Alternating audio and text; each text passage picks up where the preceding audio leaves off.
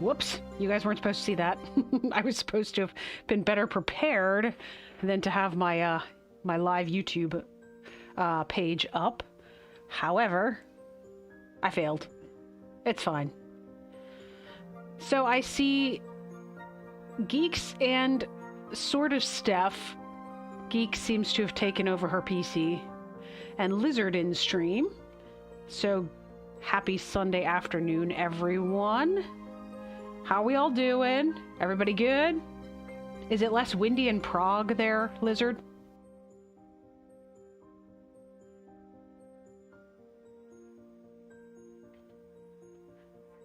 While we're waiting, we will go ahead and get our game started back up.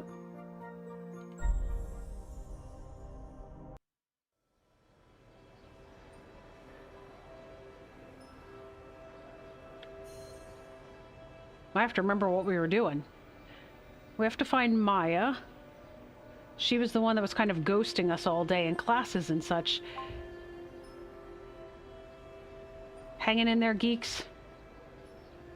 At some point, I guess you'll have to tell me when it's no longer Steph anymore. Or when it's no longer you and it's actually Steph. Oh, we didn't figure this one out yet.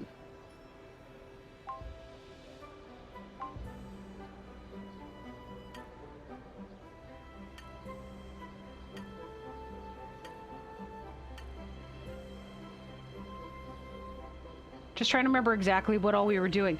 I believe we had gotten the book of the day, if I remember correctly. Today's day 5. Oh, it is back to being you, Steph. Okay, good to know. I remember Lizard Googled where the book was for us on day 4. Did we get day 5? Still windy, Lizard. Jeepers.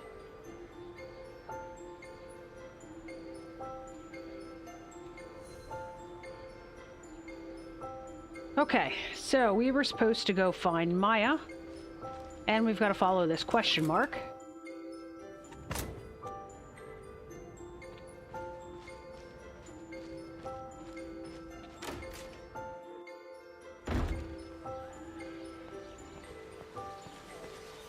Oh, we have to take a first aid class.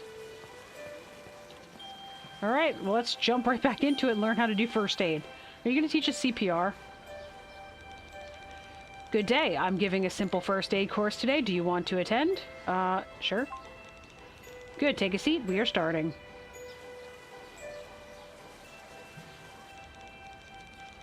Hello, guys. We're going to learn a few simple techniques that can help us save lives. I don't think anything can save Nate. Probably not, Amy, but we can still give it a try. Let's do a couple of simple quizzes. It's still pretty chilly here, Lizard.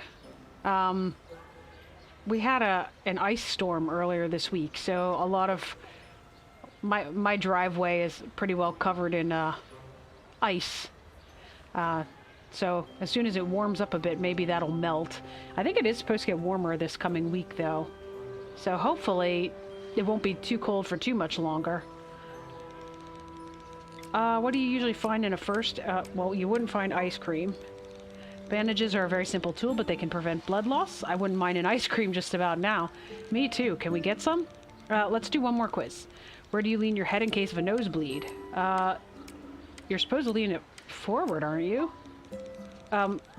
Whoops. I did not move the cursor over. Whoops. Contrary to popular belief, it's forward while putting pressure on your nostrils. Oh gosh, this lady is way too happy about quizzes. What do you do if you suspect a bone has been broken? You immobilize it. Immobilize the fracture if you can do it safely. Now, for the final part of the exam, something more practical. Each of you has a first aid kit in front of them. There's a special puzzle in each of them. You can solve it now or try later. Ready? Alright, let's start. We're missing Dan today. Abe, Bob, Clara, and Dio. Who's the person in the middle? All of these first aid kits will be very useful in a pinch, but one of them is harder to carry than the others. Which one? Well, it would be this one, right?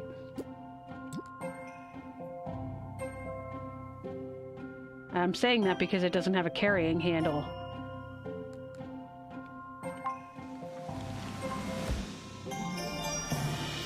You're correct. That kid is going to be tricky to carry without a handle.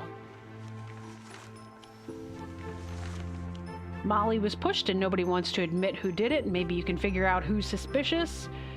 The kids were questioned one by one, and this is what they said. Abe, I didn't do it. Bob, Clara is lying. Clara, Abe is telling the truth. Dio, Clara didn't push Molly.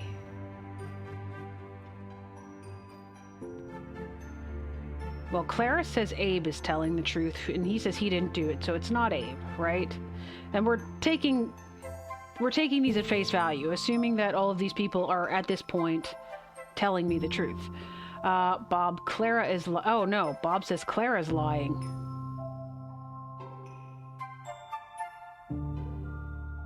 Clara's lying that Abe is telling the truth. So Abe is telling a lie when he says he didn't do it, so it would be Abe.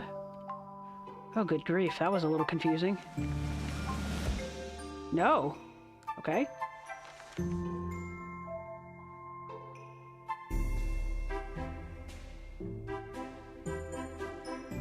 Abe says, I didn't do it. Bob says Clara's lying. Clara said Abe was telling the truth. And Clara didn't push Molly.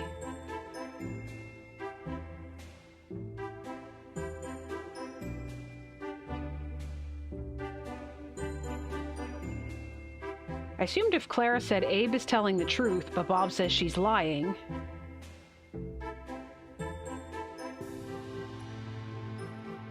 then she would basically be saying Abe is lying. And Abe said I didn't do it, so if that's a lie, then he's the one that actually did it. Oh, Geeks, you said Abe too.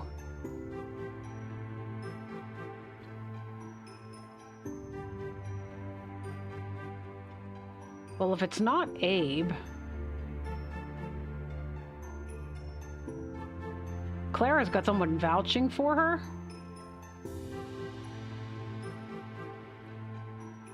So maybe Bob or Dio?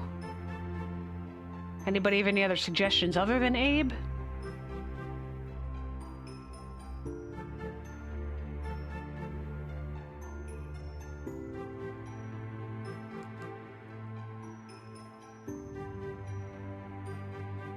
I've not really looked at the pictures very carefully.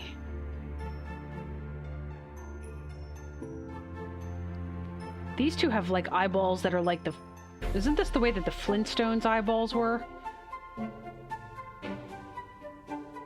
These two have really big eyes. Alright, let's go with... Let's try Bob.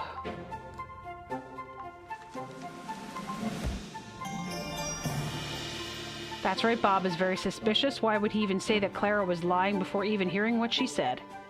Oh, that was the order that they asked them. Okay.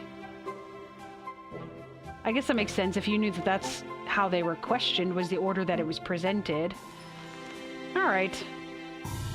We got another strange fragment. Great work, Sam. You solved it. Everyone look up to Sam. Hey, we got 2 shinies on that one, Geeks.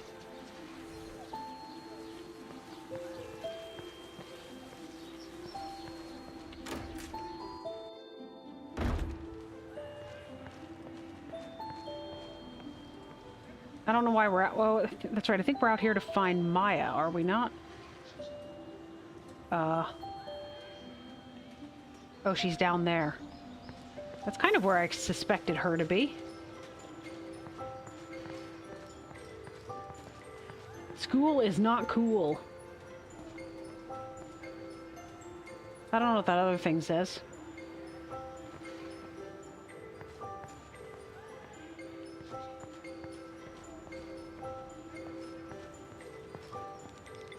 Sam, over here.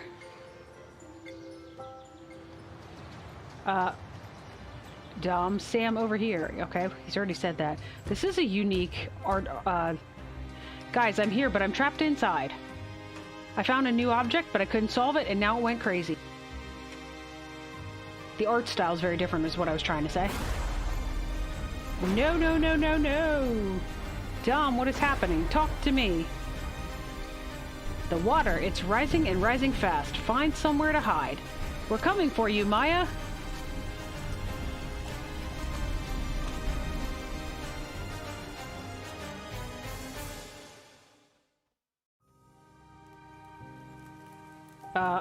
It's turned to snow?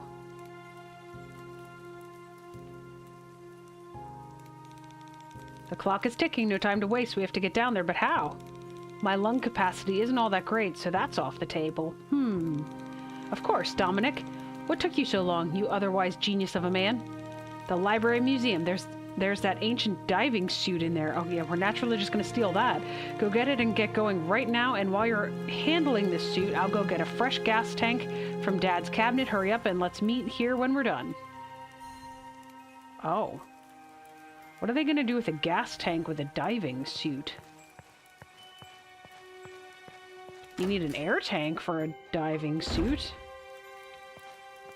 This class is now apparently canceled. Wait. Ah, we're right beside the library. Convenient. I assume it's up in the museum.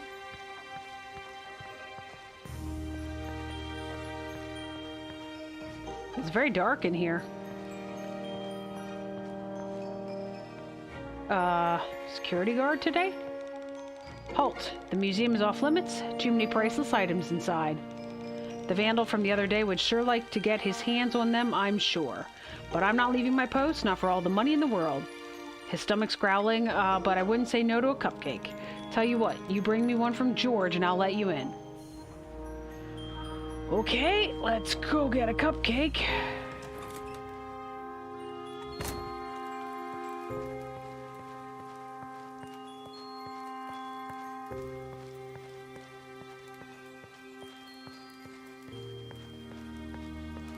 I went a really long way around.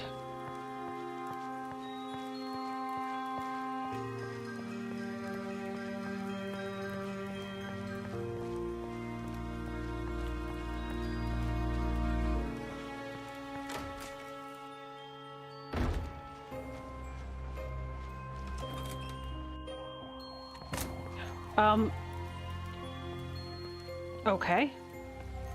Hi, George. I had to evacuate from downstairs. It's fine. Barbara is keeping me company here. What can I do for you? I need a cupcake. Well, flood or not, people still love those, right, Sam? As luck would have it, I always have an emergency cupcake.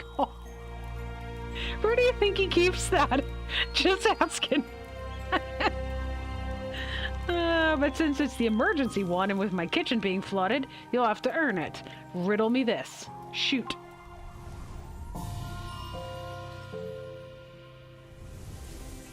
Oh, yay, it's a recipe! Before you begin with cupcake making, you should make sure you're familiar with basic kitchen safety precautions. Which of these is easiest to set aflame? What are they? Is this all flour? 4 cups of flour. I'm guessing that is. 2 spoons of salt. Wait, there's not salt. 1 cup of butter, 4 eggs, 2 cups of milk, and 6 strawberries. So is one of these supposed to be salt? Yeah, that's what I thought too. An emergency cupcake, Steph? It's pretty funny.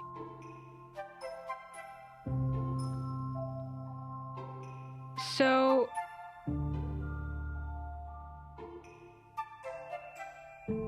in his beard? Ew, that's so gross.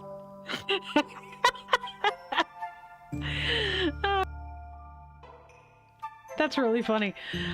So, alright, so now the question is which one are we marking? Are we marking it on the recipe, or are we marking one of the items?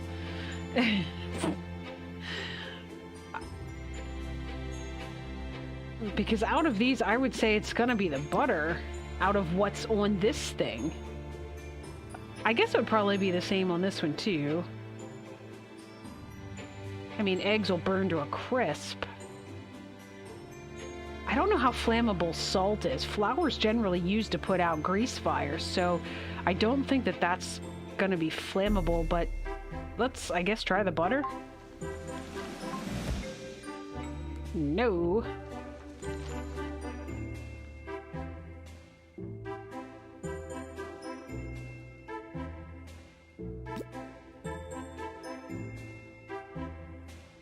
Seriously, are these all flour? Because I'm not really sure.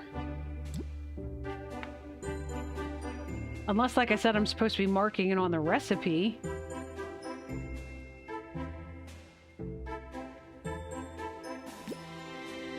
Steph, you got any ideas on this one? You're the cook on extraordinaire.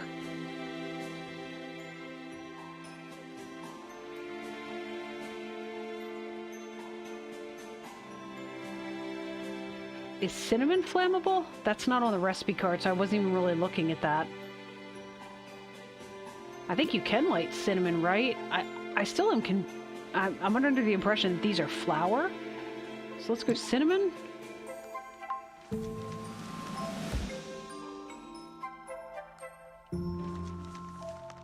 Does flour burn? Maybe we could try flour.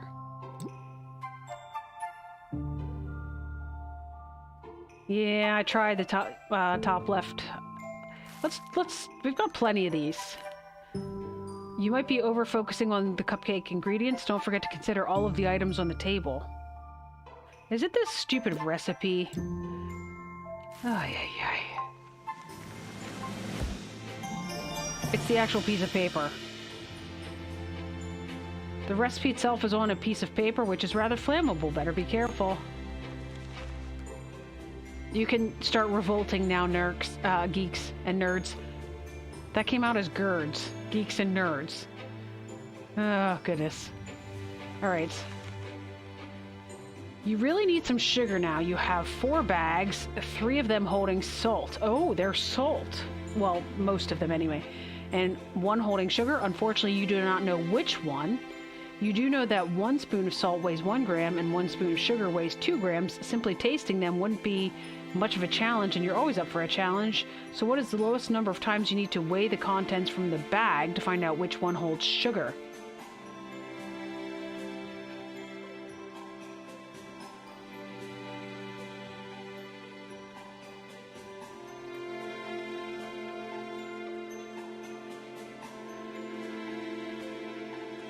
I'm assuming they're talking about revolt is starting in... all right. I'm assuming they're talking about weighing the entire bag, correct?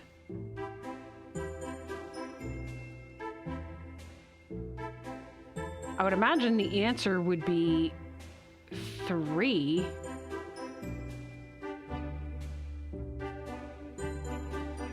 I mean, technically, it would be 2 if you happen to have weighed the... If you happen to get 1 bag of salt and the bag of sugar...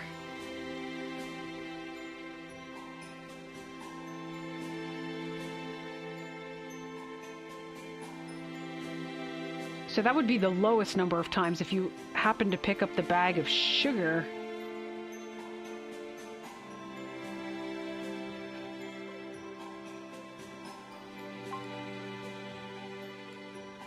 Let's try that. No.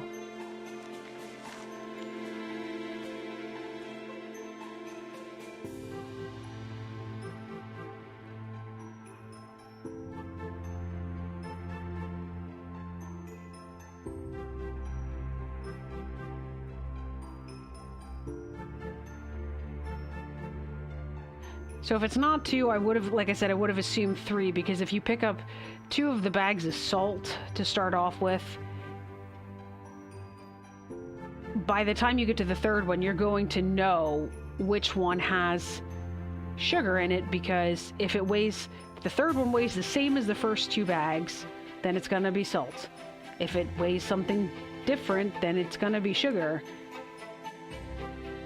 But that's assuming you don't get... Well, I guess you still... Yeah.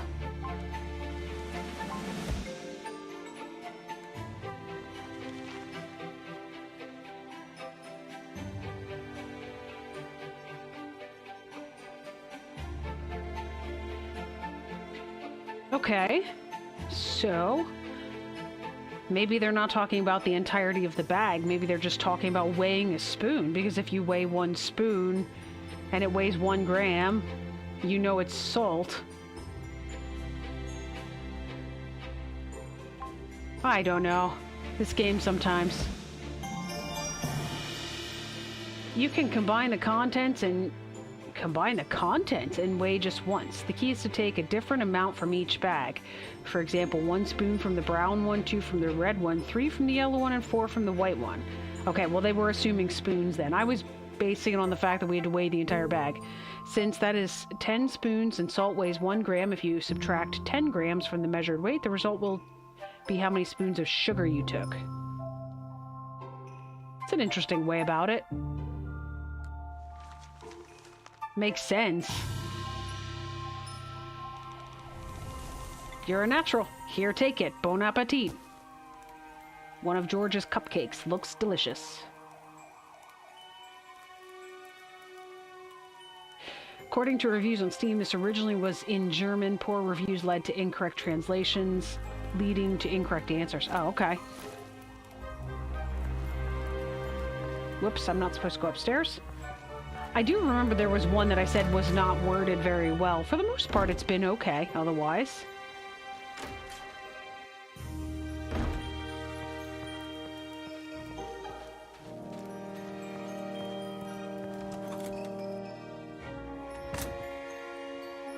Museum.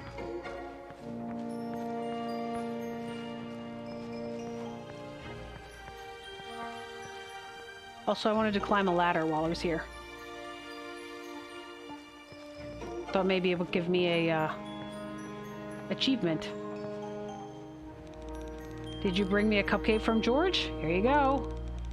I can't wait to eat this bad boy. You can take a stroll inside the museum if you wish. Oh, look at him. He's got a radio and everything. He's literally set up for a break. Oh, right. It was over here, wasn't it? Hello. It's the diving helmet we need for assembling the diving suit.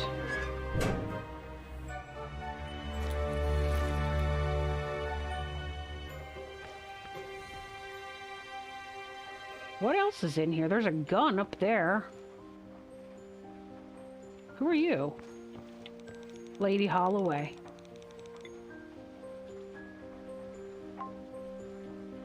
I believe she was the one that died at an early age, correct?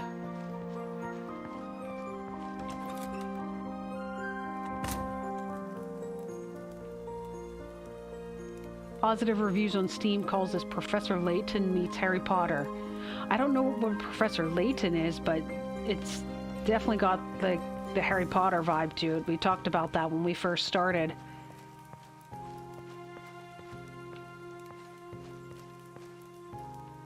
Diving dry suit.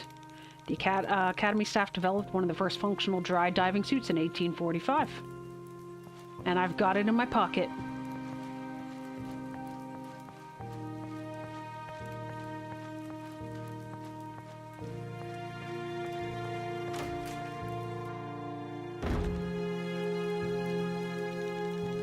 Sam, over here. You found the suit. Awesome.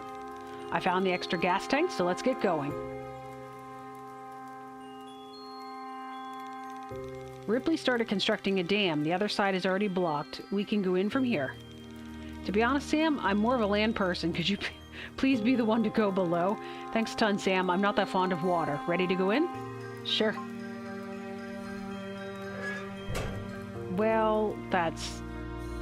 Is there a crowbar in the museum? Oh my gosh. Look at this.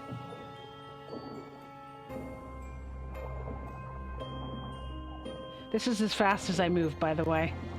Even with shift. Professor Layton is a series of games on the DS where the puzzles were presented in this sense, only more frustrating. Oh.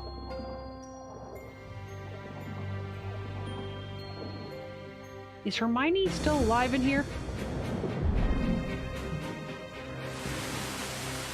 She is. Sam, is that you? Oh, thank goodness. Solve the object quickly. The water in here is rising.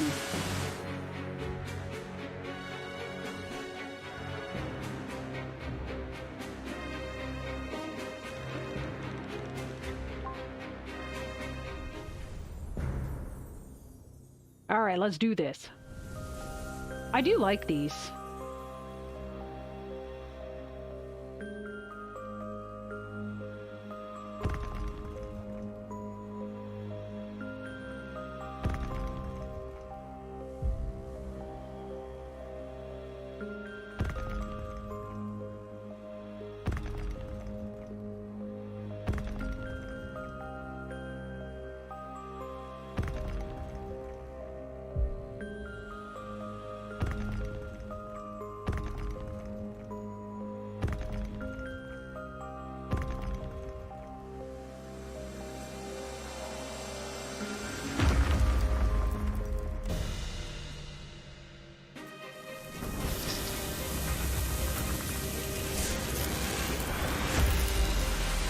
What's going on out there? Sam, the water is retreating. You did it.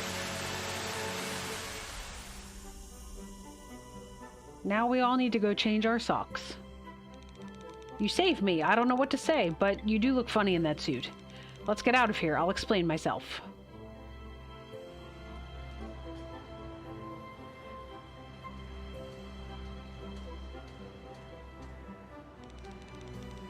Maya, please don't get this the wrong way. I'm so happy that you're safe.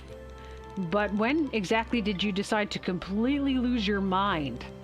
Sam, I'm sorry.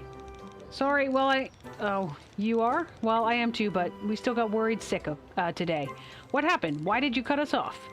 Please don't think I'm crazy. I had this super weird dream. Dream? Yeah, I was standing alone in this mist. Then out of nowhere, huge waves came crashing down. And I just started gasping for air. I woke up. But it felt real, unlike any dream I've had. That's why I looked for the water source. I just knew it was somehow connected to the object, almost like it caused the nightmare. Turns out it was here, waiting to wreak havoc again, and I must have kick-started it. But why didn't you tell us? The nightmare terrified me. I didn't want anything bad happening to you. We're in this together, no matter what happens, earthquakes or floods. Besides, you do the same for us. We're a team. Got it? Got it. And thanks, guys. We have to get to the bottom of this before someone gets hurt. We will, but first you need to rest. I'll go hit the library to try to find some answers. You guys go and rest up. Gather your wits. We're gonna need them. Ooh, more puzzles.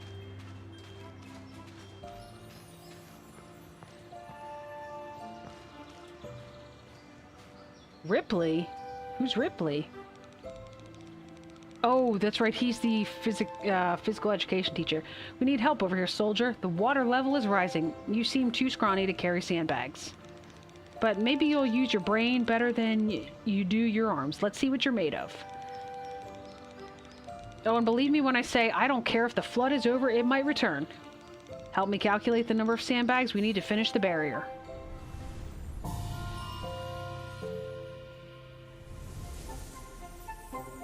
Seems that some numbers result in a flooded house and some in a safe house. If you can figure out why, you can help Ripley by choosing the only answer that would be considered safe. These are a lot of sandbags. 3 means it's flooded. 8 means it's safe. 23 means it's flooded.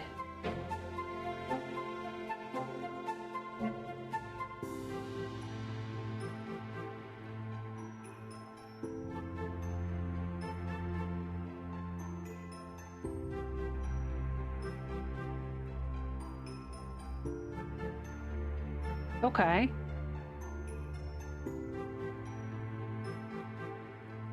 I understand how it's determining whether it's flooded or not, so basically there need to be sandbags on the ends for it to not be flooded. So you can see this has no sandbags, so it's flooded. This is only sandbags, so it's not. This is flooded because there's not sandbags on this end, kind of like this one. There's sandbags here, and with the water in the middle, so it's not flooded. Whereas this one starts with water, water, and sandbags, so it is flooded. So as long as the water is encapsulated by sandbags, it's not considering the house flooded. But how is it getting...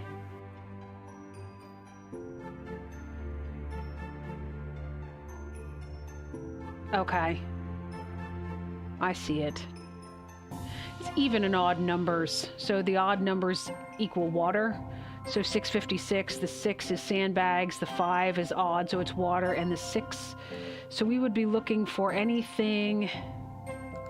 So it's not this, not this, not this. It would have to be this. It doesn't even matter what's in between it. It just matters that it has even numbers on the ends.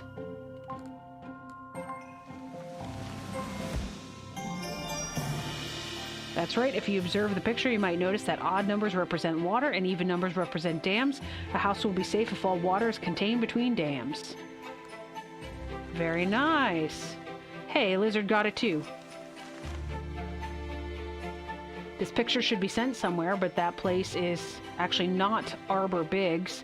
Can you figure out the real address?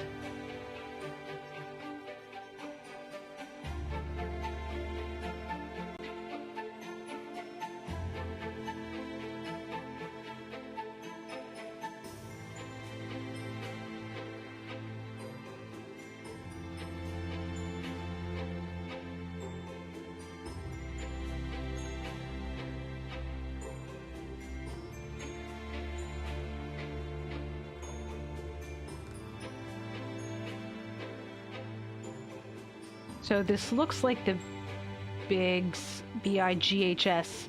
So basically they're indicating that that is a numeric address, but if I was looking at it, it'd be 1316145. And that is not there. Maybe that could be an... well, no. But maybe that was an 8. I think it is supposed to be a 1-3. I don't think it's either of these two.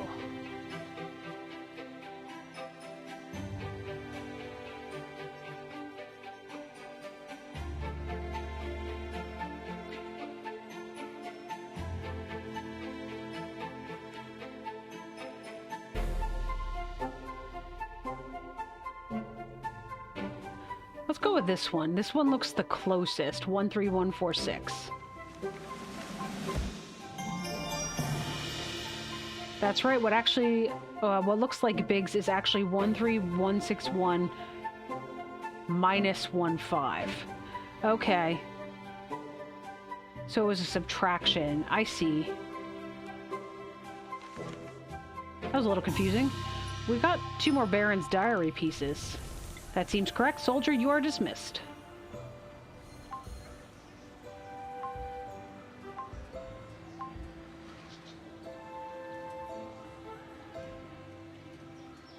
Hey.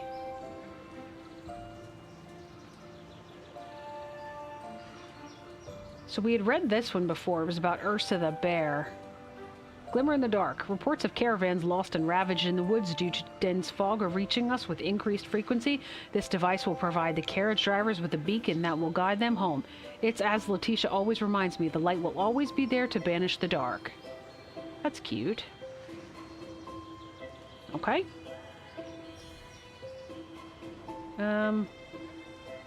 Anything else out here? I don't think so. We've got a question mark in here.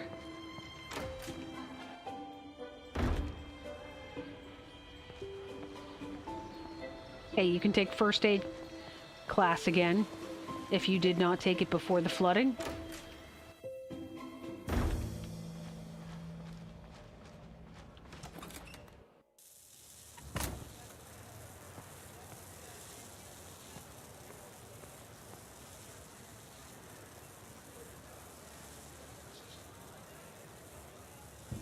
That's the same word that was down in the crypt area. It looks like it Morstua. Morstua. Maybe we'll find out what that means at some point. Where are we going? Oh, question mark is over here with Johnny. Do you mind giving me a hand? The flood disrupted the power supply. I've managed to detect the problem. It's in this fuse box, but looks like I'll need a hand. Care to help me out? Sure.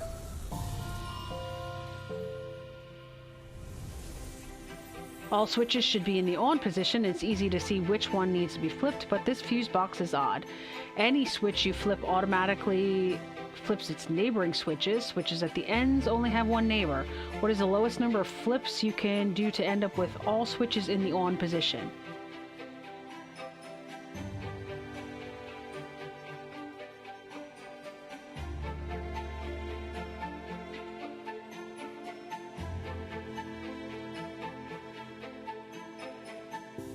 So if you flip this one off, then this one also goes off.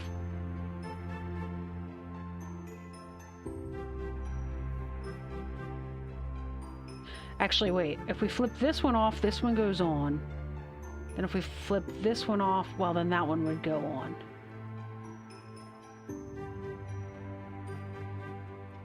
Yeah, I need to keep these together.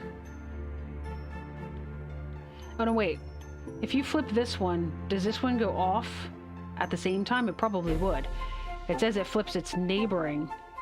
So if I flip this one will go off, this one will be off, and this one will be on. And then I flip this one on, and then these would both be on. So it's just 2.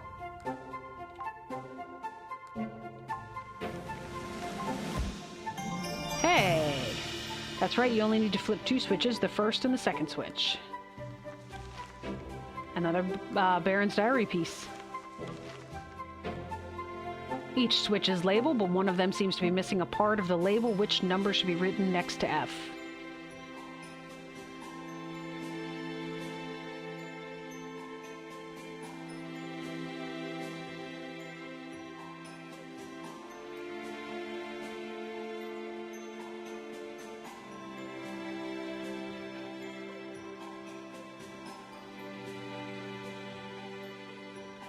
This is a unique one.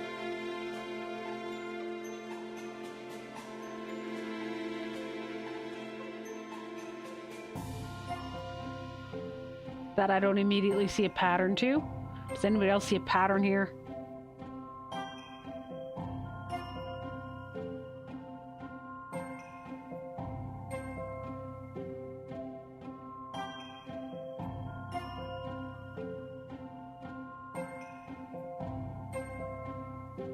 Oh, I do think I see the pattern now.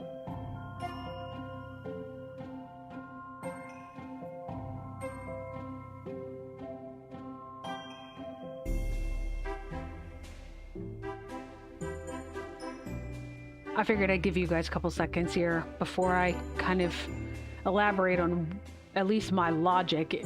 Whether it's right or not is a whole other question. We've already figured that out in the last couple of weeks, that we sometimes get to the right answer but using the completely wrong logic, so...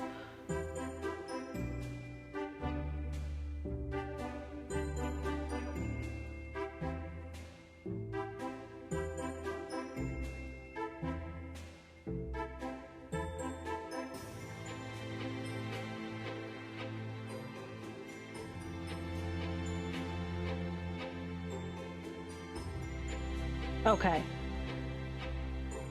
Nobody's come up with a solution?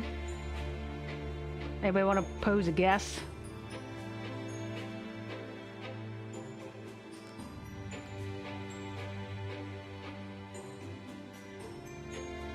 Okay.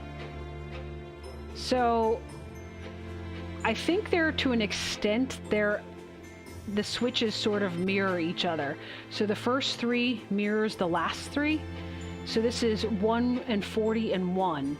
It kind of looks like it took 20 points away from this one and added those points on either end here. So I'm assuming that this would be D11, it would be T20 and then F11, the same way that this is. That's my guess anyway. No!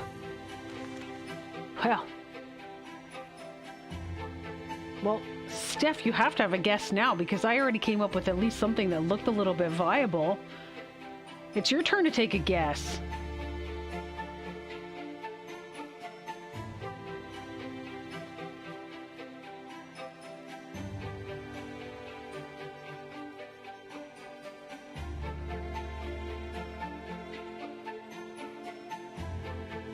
All right.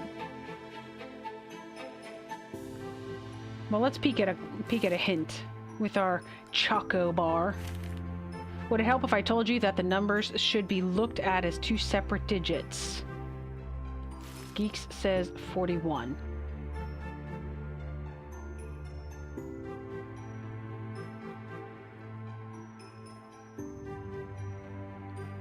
Two separate digits.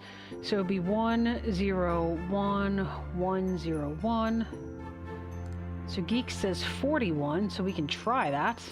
Because it kind of looks like, yeah, 101, 101 would make sense. 2 with no logic behind it.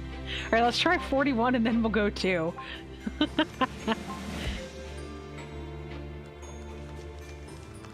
Here comes the 2.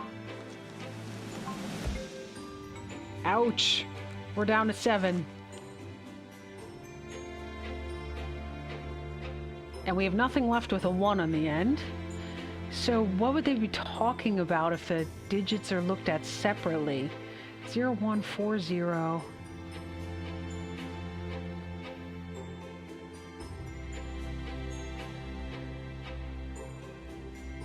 Yeah, once you get into that like 101, 101, it starts looking like binary code. All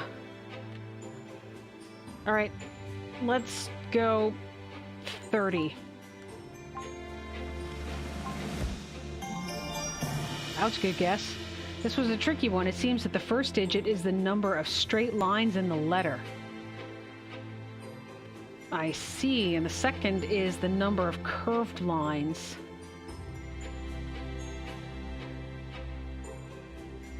Wow, I would have never gotten that.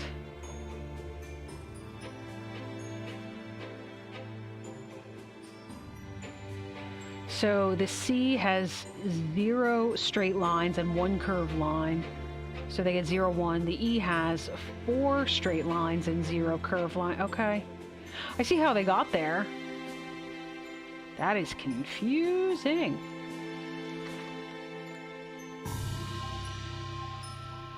Good guess, geeks. You did it. The power's back on. Thank you so much. Did we get all of the... Nope. We're still working on that.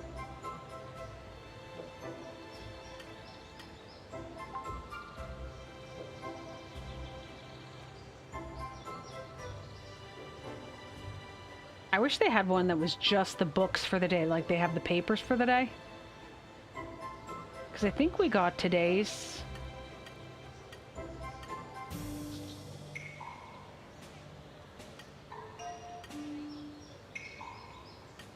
I don't know. I'm assuming we did. All right, what else is on our tasks today? Today I should go to bed. Wait, where's Maya? Again?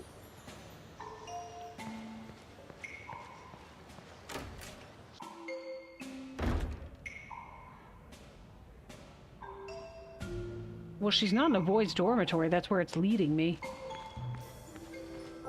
Hello, chocolate bar. To replace the chocolate bar we just used. Whoops. The stairs are split. Do not go up the wrong side.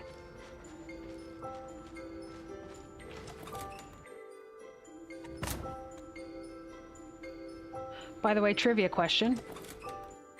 Since we're doing puzzles anyway. Did you guys learn about the symbols for, you know, when you were in school? Why that is boys and why the girl's symbol looks the way that it does? I'm curious to know. So like the boys is the circle with the arrow that points to the northeast.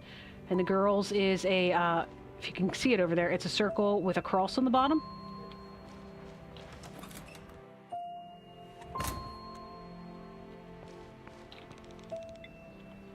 Yes, we got a paper today.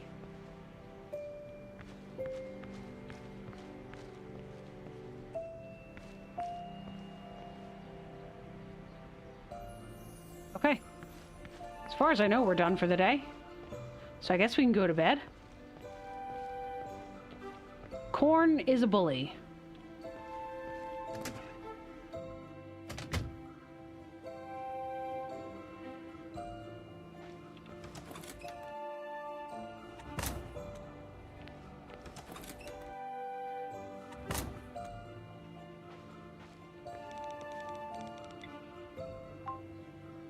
I can open my closet. Okay.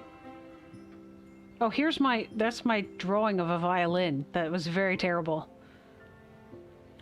So did nobody else... Did nobody else learn the logic of why those symbols are the way they are? I was just curious. I'm always interested to know, like, how different schools teach different things, you know?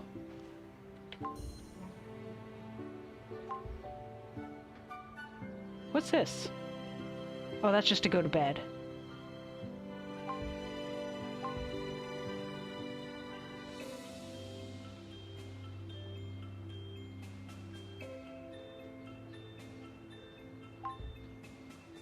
Okay.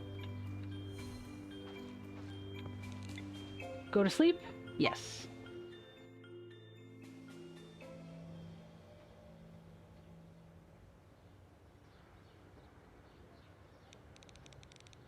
Morning, Sam, my friend. I'm not feeling too good. Of all the days to go, it had to be the one where I had to be healthy. Why? But you have a cupcake? Hopefully you don't have a stomach bug. You'll be puking that up in no time flat. Let's study. My chair.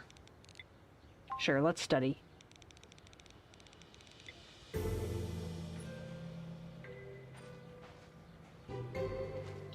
Hi, Tucker. Sam, you've been with me through thick and thin. Can I ask you for one last favor? I was supposed to hold a photography class today, but I won't make it, not like this. But a soup would do the trick, and George makes the best one. Could you get it for me? He'll need carrots. You can get them from Barbara. Go, Sam, go. I can see a big flash before my eyes. Oh, no, wait, that was my camera that went off.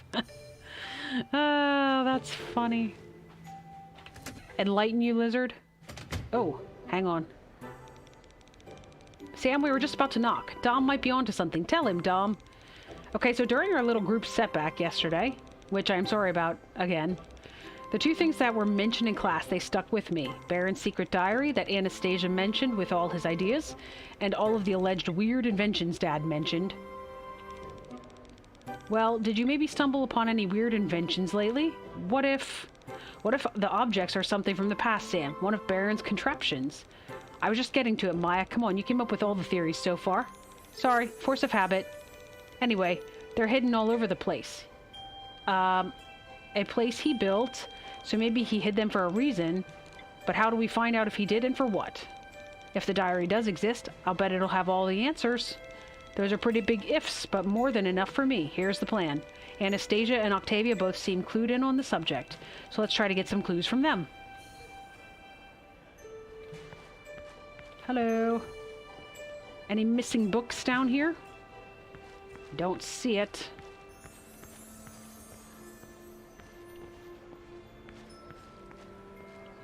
Let's get a paper. We'll take it for later.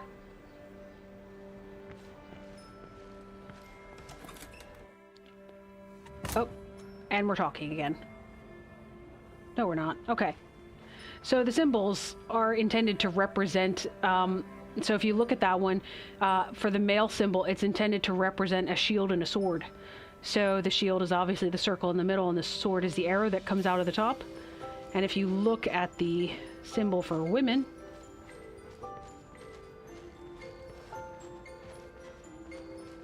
we'll go up here.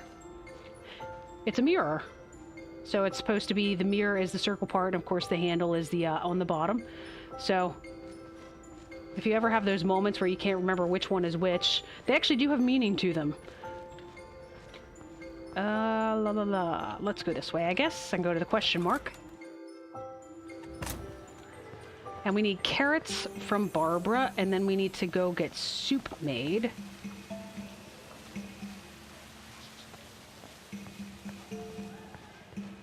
Hello, Barbara. What a beautiful day. How can I help you? Carrots. Of course, anything for poor Tucker. Here's a bunch. But she didn't make me do a puzzle for it? Everybody makes me do puzzles for everything. She just gave them to me.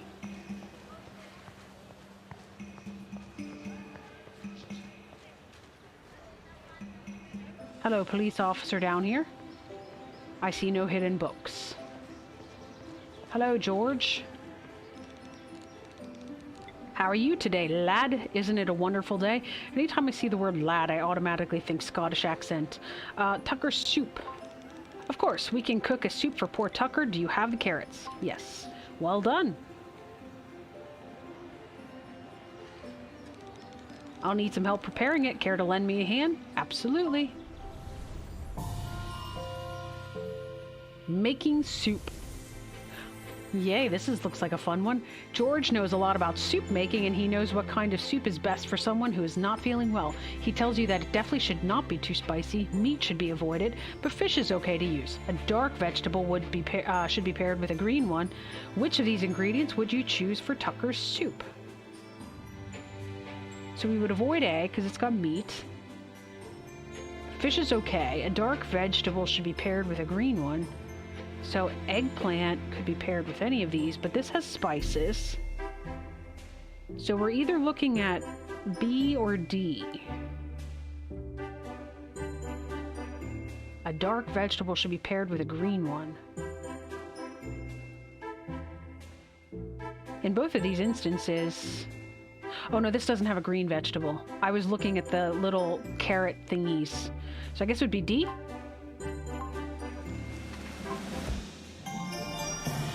That's correct. You avoided the meat and the chili pepper, and you picked the recipe where the eggplant is paired with a green vegetable. Let's hope Tucker likes his broccoli. Now that you're done using George's cookbook, you should return it to its former spot. You remember that it was in one of the cabinets, but which one?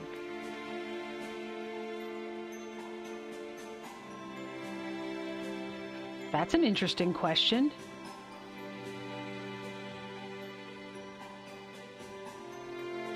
So probably not the one in front of the wet floor sign.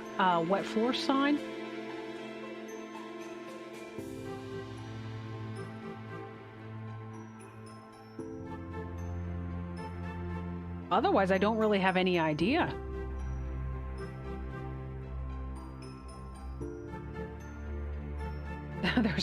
There's a dove staring in the window.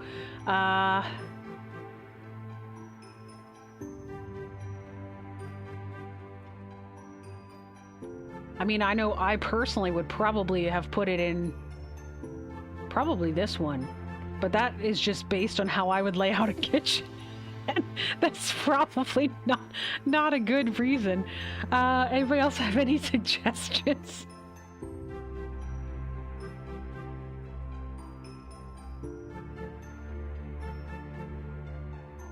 Oh, you're right. The book is wet. I just assumed he didn't. Oh, good call, Lizard. I just assumed they would not have gone to that one just because of the fact that, well, they would have had to maneuver their way around the sign. Nicely done. That really is where George keeps his cookbooks. You should definitely suggest he finds a new spot for them, though. Yeah, under the sink is supposed to be cleaners. Isn't that what everybody puts their cleaners? I don't know. That's just, maybe it's just me.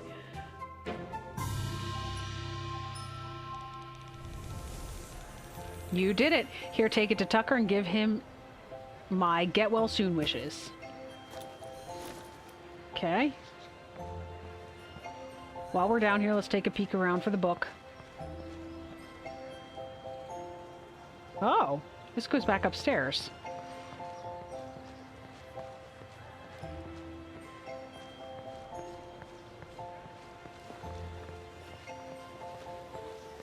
Any book over here?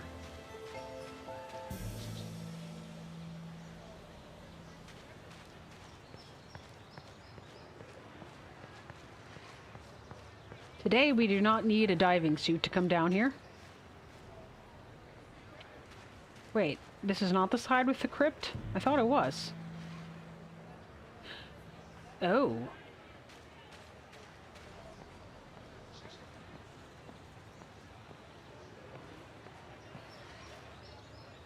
Okay, well, I'm not really sure about that.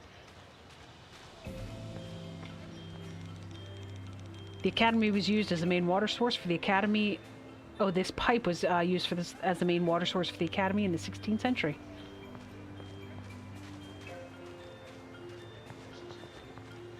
Okay. Let's run back inside. I do believe we've got classes today. That would be why we've got the yellow marker indicating I have to go to class. But let's go take this soup to Tucker quickly. Okay, we can't get in over here anymore. So the book is not going to be hidden there today. So let's go drop off some soup.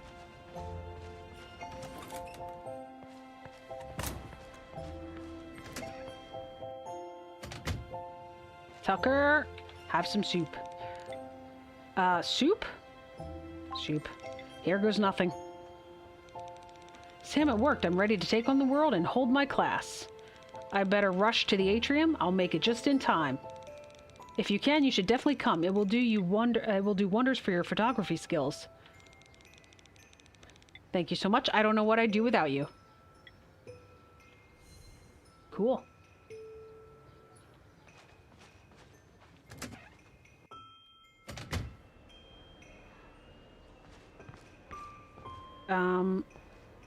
Oh, this is for the probably for the photography class. Okay, I think we go... Which way do we go down? Oh, it's over here.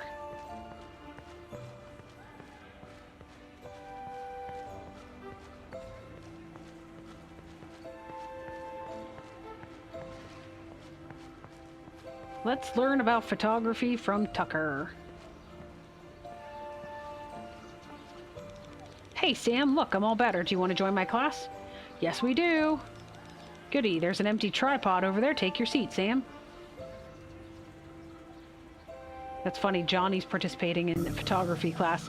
Hello, class. Finally. I'm sorry I'm late, but I was a wreck this morning. You can all thank Sam for saving me. So let's not waste any more time. A bit of theory before practice. What's the opening in a lens called? The aperture, I believe. Correct. Light passes through the lens into the camera. When can we take photos?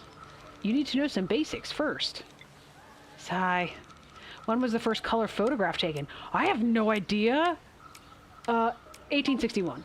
Correct. The first color photograph of the Academy was taken in 1863. Impressive. Hey, Tuck, that's neat and all, but can we take some photos already? A true photographer needs to be patient, often waiting for the perfect shot for hours. But very well, you're ready. Go ahead and take a couple of photos. You will then choose the best one, and then I'll develop it. We'll have a small exhibition in the entrance hall afterwards. When you're ready, take your camera and start shooting. Good luck.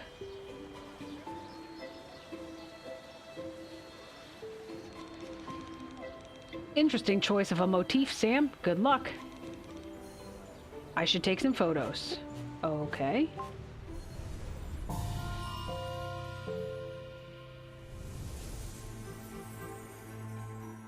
I took these photos with different cameras. Can your keen eyes see which one was taken with this camera?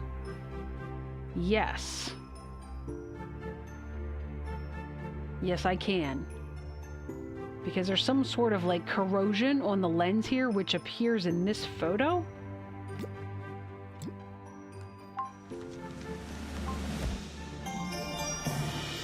That's right, the photo has an odd dark spot and makes sense once you notice how dirty the camera lens is.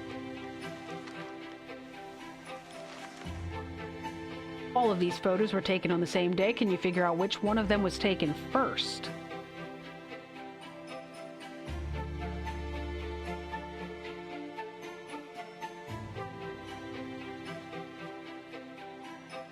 It's tricky how they did this one.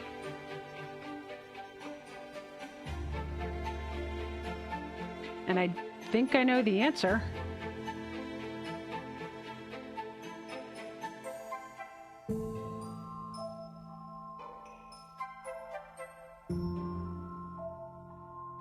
I'm just double checking myself.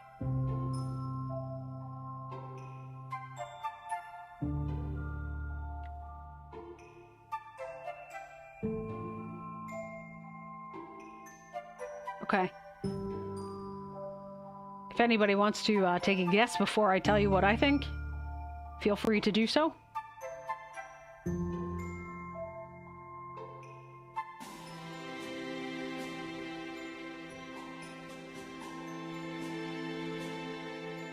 Good job.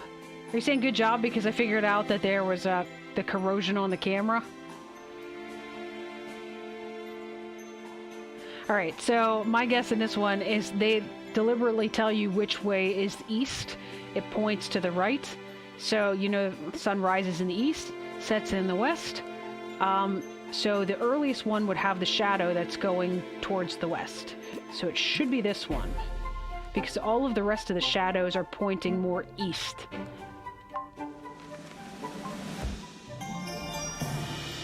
Good job with this one. You have a good eye. Once you notice the sign that tells you where east is, you can use the shadows to figure out how early it was. You also had to use common reference points to properly orient the photos. You would make a great photographer. I don't know about that, but sure. Let me see those. Wonderful. I didn't know you were such an artist, Sam. Thanks for taking part, Sam. I'm going to develop these photos and we're going to have an exhibition later. Hey, achievement unlocked, photography class. By the way,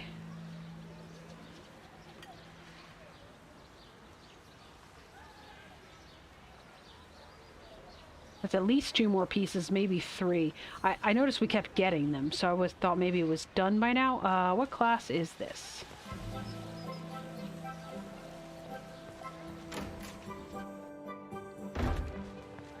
We have nature class. Still wet on the ground from yesterday. Alright, today, nature class. Required reading for today's class is Chapter 2. Arbor seasons. Arbor seasonal changes have been classified as a natural phenomenon by the scientific community, as there are only 3 of them. The complete absence of winter is believed to be caused by the instability of Earth's electromagnetic field, aided by solar wind outbursts. Is this actually a thing?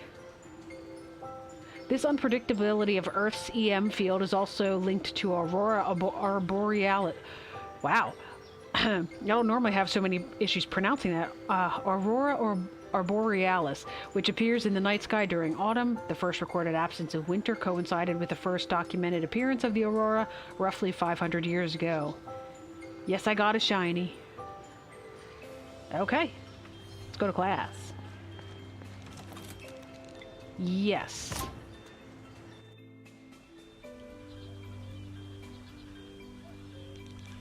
What a wondrous day to bask in nature in all of its glory. Are you as excited as I am, Sprouts? I seriously doubt it. Today we will cover the unique aspects of Arbor's seasonal changes. So let's dive in. How many seasons does Arbor have? 3? Correct. Arborians haven't experienced a harsh winter in centuries. How come? Scientists still haven't come up with an empirically proven explanation, I'm afraid. Some say it's an anomaly of the Earth's magnetic field, Arbor being in just the right place. Others say that Arbor's winters actually were much harsher a long time ago. But, Bear and Holloway somehow influenced the magnetism around Arbor, thus changing the climate. How'd he do that? Oh, you know how legends are. They grow with each new day. I'm sure there's a perfectly rational explanation out there waiting to be discovered. New question will bring you one step closer to finding it. During which season does Aurora appear in? It was fall, right? Correct. It's believed that the unstable electromagnetic field around Arbor is causing it. The spectacle of dancing lights is a sight to behold, and it makes for some great photos. Just don't forget to stay up late and marvel at the night sky.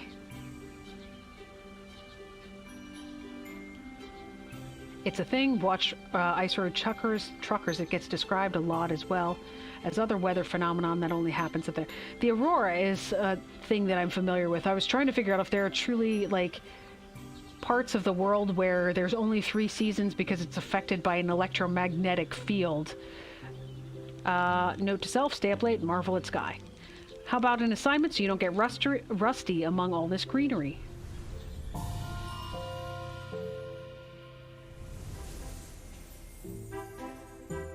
Aurora watching is a tricky endeavor. You need to make sure the conditions are right. If it is cloudy, the aurora will be completely obstructed from the view. It's also best for the sky to be as dark as possible, so a new moon is ideal. Okay, new moon. Lastly, the aurora's measured strength should be at least 2, but higher is even better. I have yesterday's aurora forecast here, so tell me, which one of these dates should we go aurora watching? Okay, so it should be better than 2. At least 2, but or maybe better.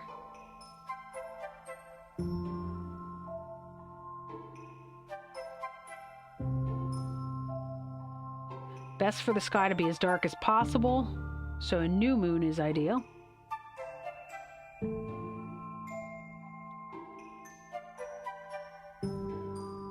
And no clouds. So Saturday the 30th, does that look about right? Because it's clear, it's better than 2. Oh, wait. This one's actually even better yet. It's 4 and clear and barely any moon at all. All right, Geeks agrees. 28/11. Let's try.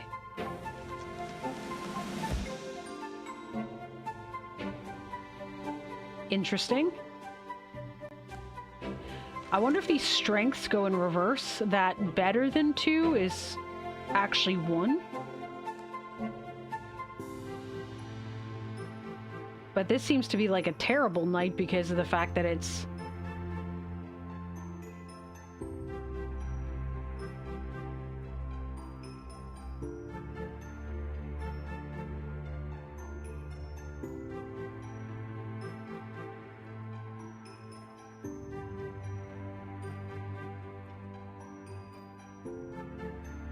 So, yeah, if it's not that one, I would be leaning towards the other end of the chart.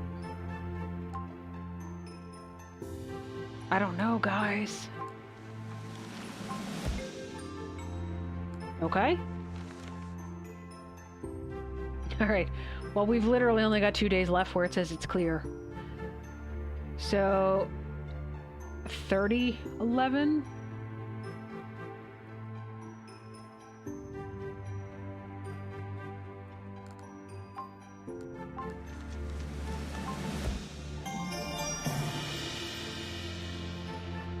November 28th offers better conditions, but that was yesterday. Bunch of jerks. Oh. It's time to revolt again there, geeks. Alright, play now. Bonus question. It seems that whoever took these beautiful Aurora photos forgot to label one of them. Perhaps you can figure out the photographer's labeling system. How would you label the blank photo?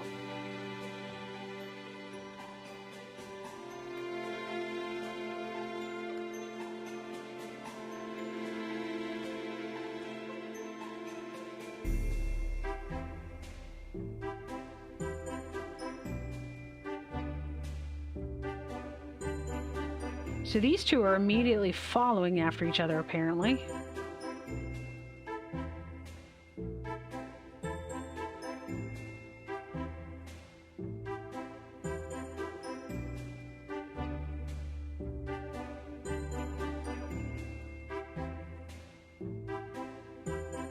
Actually, they might not be immediately following this. They're talking about it being a label.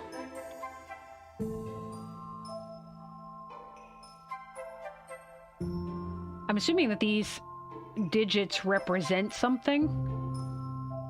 1060? Yeah, I'm not convinced.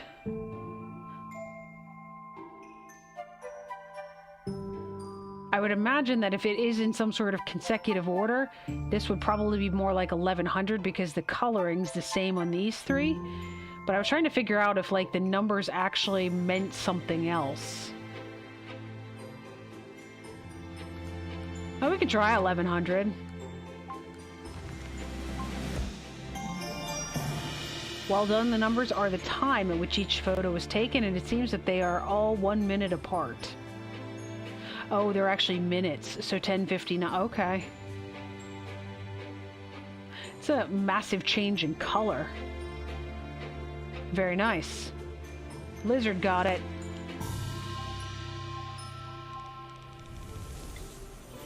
Correct, you're not so green after all. That's it for today's class. Oh, and one last thing. Even though there are no harsh winters around here, something is still coming up tomorrow. The Winter Festival. Dad told me all about it. It's supposed to be super fun. Right to our sprouts, so get your party hats on and I'll see you there. Till tomorrow then, have a splendid day. Hey Nate, how's your head doing? It's fine, thanks for asking. How about I crack it open? Wait, what? Uh-oh, Nate looks like you are his target for the day. Only options to run and hide. Try the boys' bathroom in the east hallway. Been there, done that. Believe me. Find me there, guys. Looks like I'll need help. Okay.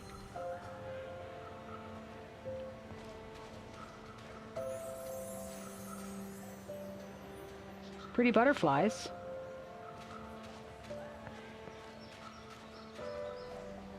I don't remember if I don't think we roamed around out here, right? To see if the...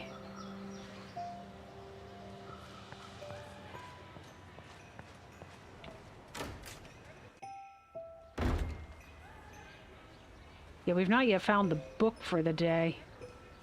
Ooh, symbols class. This one's fun.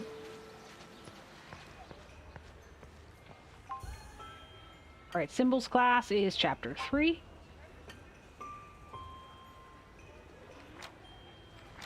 The fundamentals of the Tunian language have all been deciphered by Britta Allen, a famed historian and a pioneer of decryption.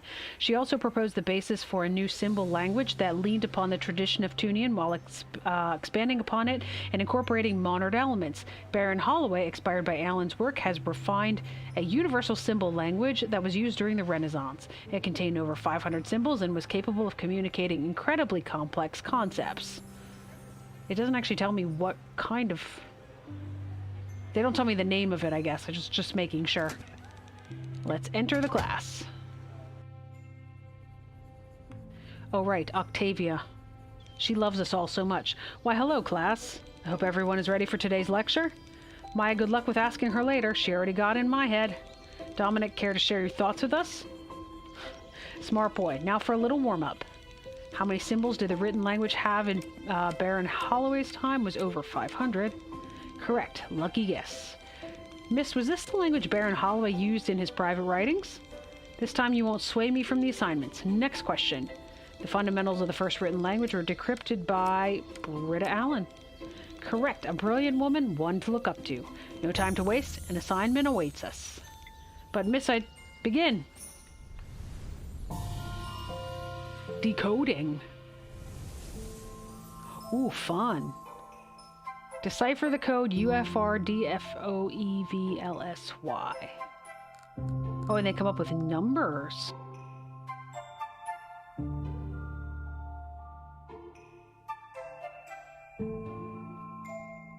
So U and F.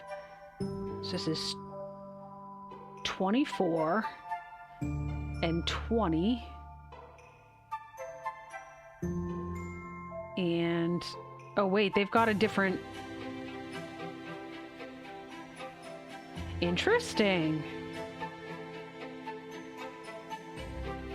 I was kind of doing the cross section like this, where the U is 2 and 22, but technically it could also be 14 and 6.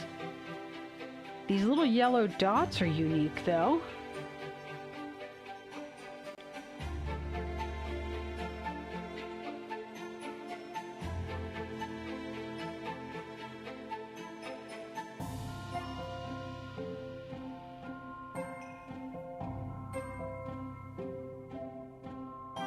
Where the heck's a D? Oh, here it is.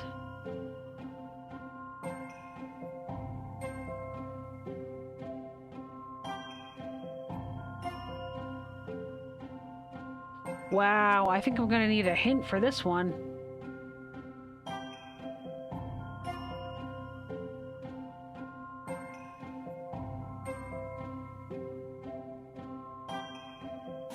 There's also numbers in the corners. So, like, if you're getting any sort of cross-section, it can't have anything to do with these numbers around the outside. Not the letters, anyway. This has to be something different.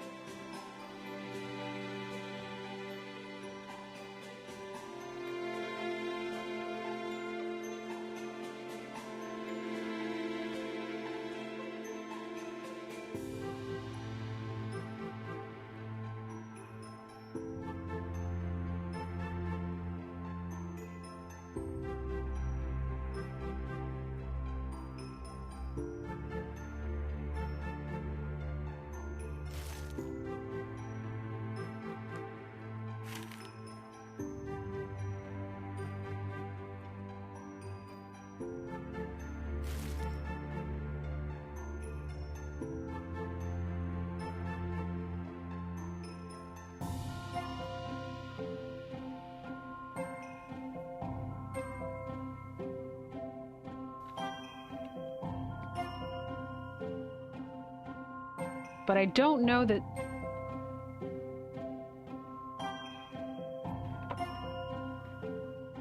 I don't know that that's got anything to do with it.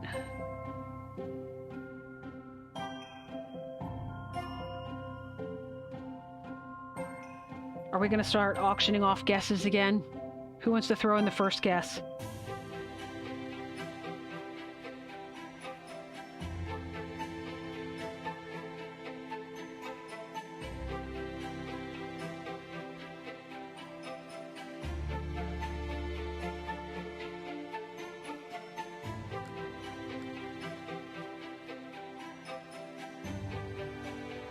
Yeah, geeks, the Aurora, I know that it's much more visible in Canada and even further north than that.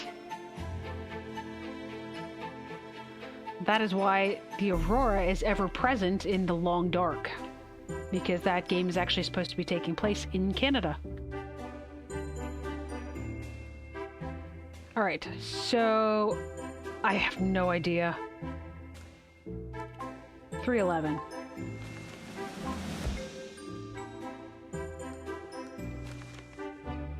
Who wants the next guess? Anybody?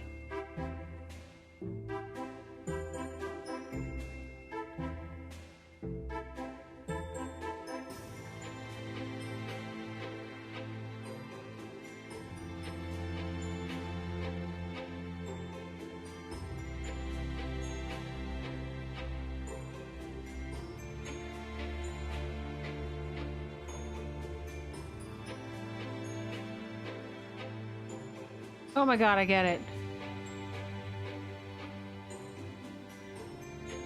I think. They actually form a pattern. UFR is 1, so you see 1. And then DFOEV. DFOEV makes a shape of a 2. And LSY, LS and Y's down here is a 7.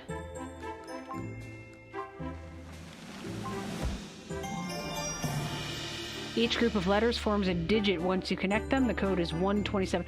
I thought it told me not to follow the pattern of the letters, though. Well, I guess technically that wasn't a pattern. All right.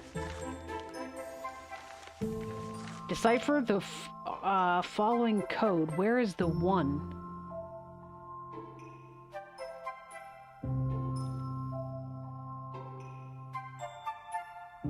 I'm sure this has something to do with this little yellow dot.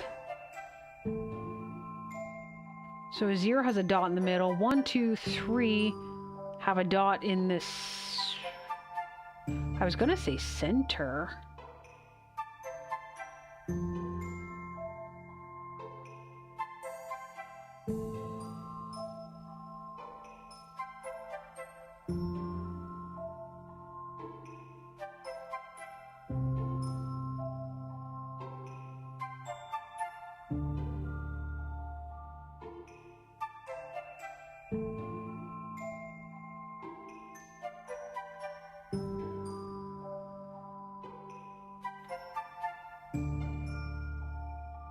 Where is the 1? Of course, it has 1 in... I think it wants me to look not at this one, but the letters. 175 geeks. O-N-E.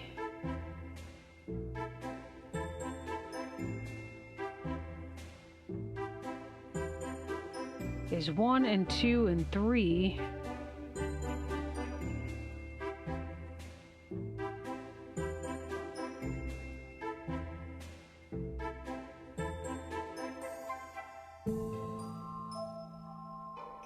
$17 and 5. Huh, that's an interesting concept. So the 17, yeah, the 1 is 17 down to the 5. Sure, let's try it.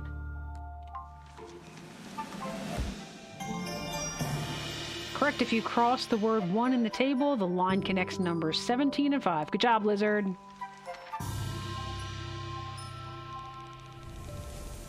Well, looks like there's still hope for some of you. That's it for today for homework. Miss, please, I just want to ask a simple question. What?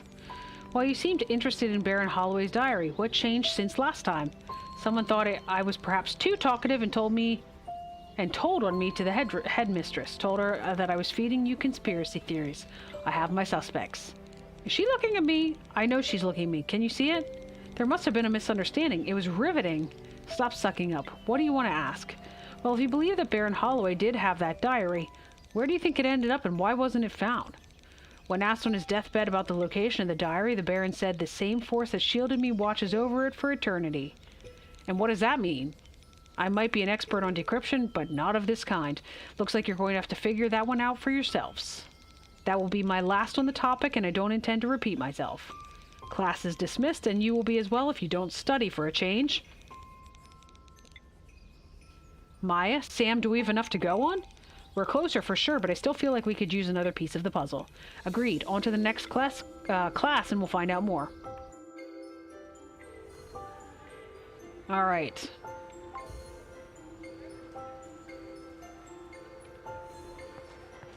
I don't remember what this question mark is.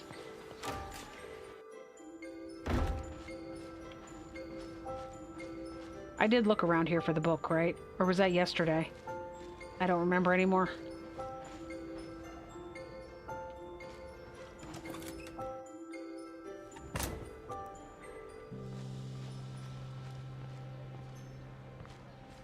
I know, check the bathroom. The bathroom I didn't know I could go in. Hey, daily book. Let's solve it now. Snow White. Oh, look how cute that is. After Snow White was exiled to the forest, she befriended 7 dwarves who kindly let her live in their house. The dwarves are all rather similar in looks, but 2 of them stand out with unique facial features. Which 2?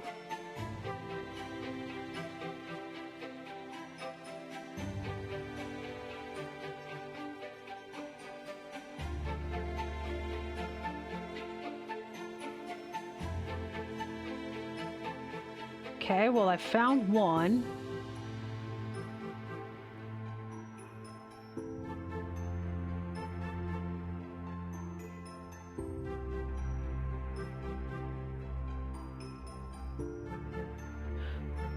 I'm assuming that what we're talking... Mean teacher? Yeah, she's a mean teacher. So... I'm assuming we're looking at this guy because he's got no beard. And then I imagine we're looking at this guy because he's the only one with white eyebrows.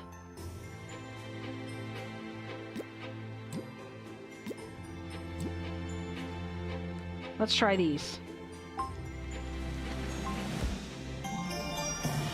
That's right, only one of the dwarfs has no beard and only one has bushy eyebrows. At least they're easy to tell apart. Geeks, you agreed with the one in the middle anyway. Not the top right, though. One of their favorite pastimes is playing music and singing. Sadly, 2 of the dwarfs cannot sing along to the music. Which 2? Well, that's simple. That's a really simple one. I'll let you guys pop your suggestions in chat while I take a drink because my throat's starting to get a little raspy.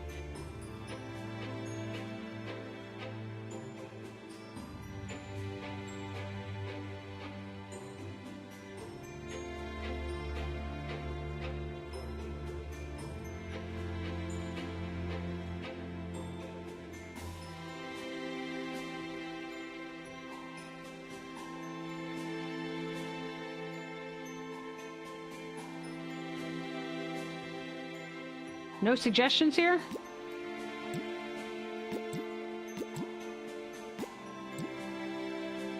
If you leave the pin over here, it falls back into its spot. That's funny.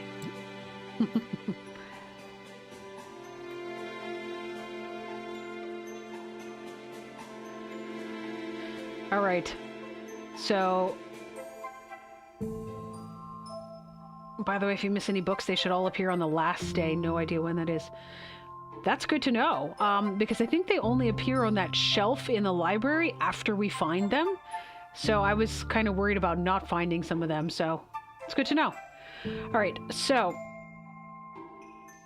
my solution for which ones can't sing, it's going to be the 2 that are playing wind instruments. You can't sing if you're got your mouth on an instrument, so...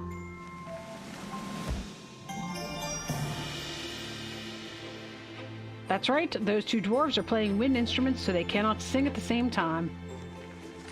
Congratulations! Hey, geeks, you did get it in the end. Alright, we have to go find Nate in the bathroom. Weird that Maya's in here, just saying.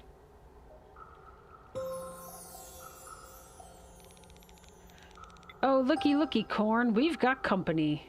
Oh, that's Ramona. I guess it is, isn't it? She does not look like Maya. Well, well, who do we have here? It's the captain of the dweeb squad. Ha!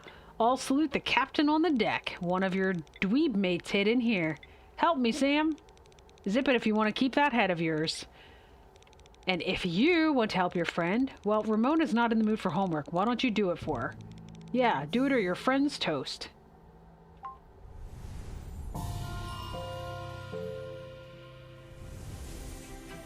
It's a purple frog!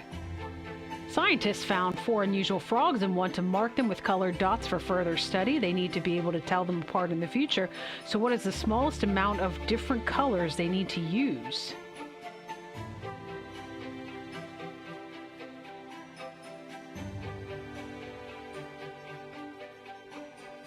So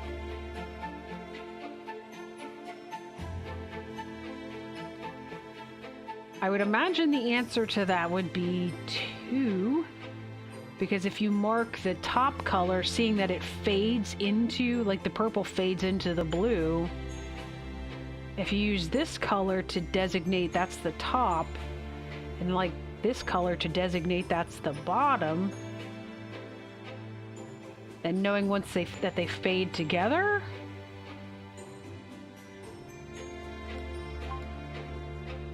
I don't know if that made sense the way I explained it. Okay, just kidding.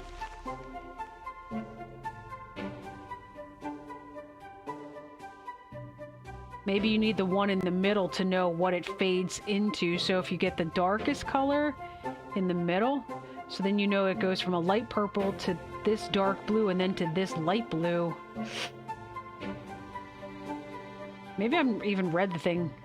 Hey, Dan. Welcome to the stream. How was your meeting? Long and exhausting? Scientists found 4 unusual frogs and want to mark them with colored dots for further study. They need to be able to tell them apart in the future. So what is the smallest amount of different colors they need to use? Oh, they actually want to mark the frogs. I thought we were trying to determine like the pattern so that they could tell the different 4 frogs apart in the future.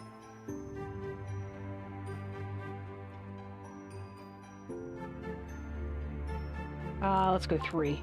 I have no idea. Long and exhausting is...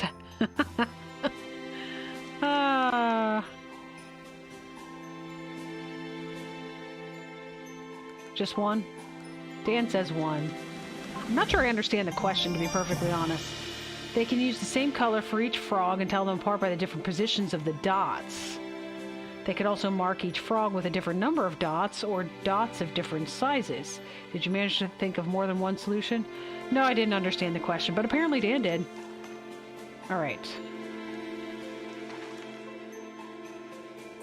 This newly discovered frog species feeds on fireflies during the night. On one particular night, arbor scientists have found 3 frogs and 12 fireflies in a nearby swamp.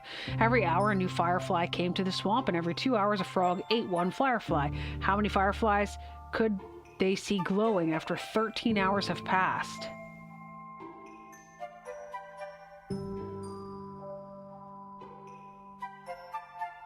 What time of night was this? Because, like, if 13 hours have passed... Isn't it daylight?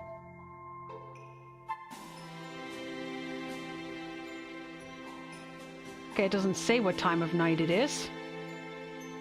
I'm still going with that because they do this to us all the time. Well done. In 13 hours, night has surely passed and any surviving fireflies have stopped glowing.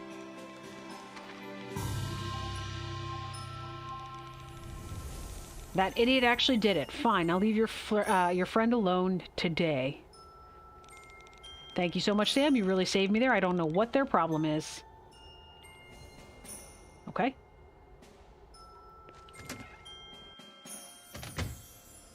By the way, we've not actually checked the puzzle for the day.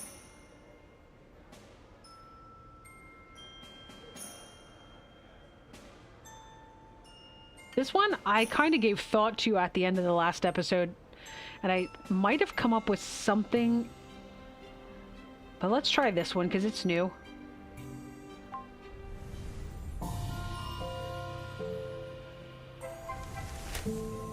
First, a quake, now a flood. Seriously? Disasters keep flooding in. Is the end near? Whose bad side did we get on? Abed. Alright, so this is a glowing 2, and we got candles all over the place now.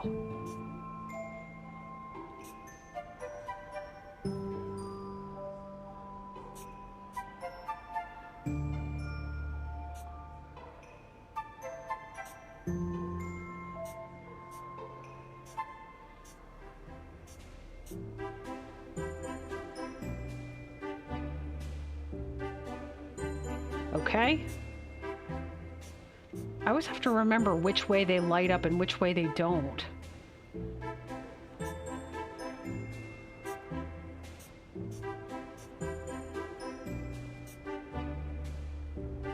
I still am not entirely sure even after all this time. Like, I understand that when there's an unlighted cell, that it'll unlight one of these little circles, but I still sometimes am not entirely sure because I would have expected this one to be unlit because there is a higher numbered field between them.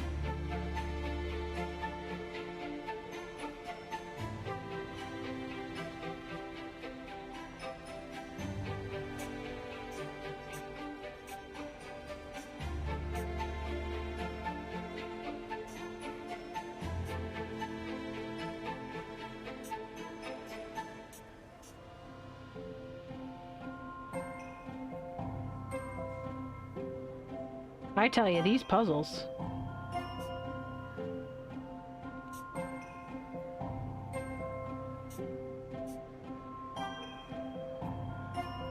Well, that can't be right.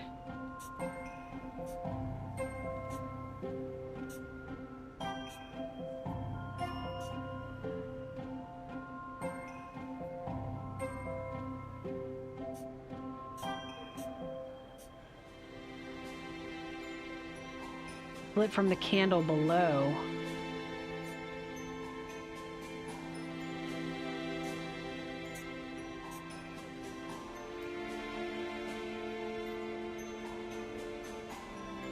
But this one doesn't have a candle below it. This 3.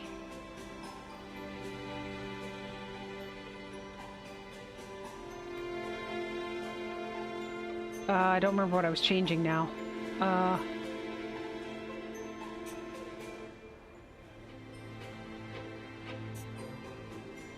I have no idea.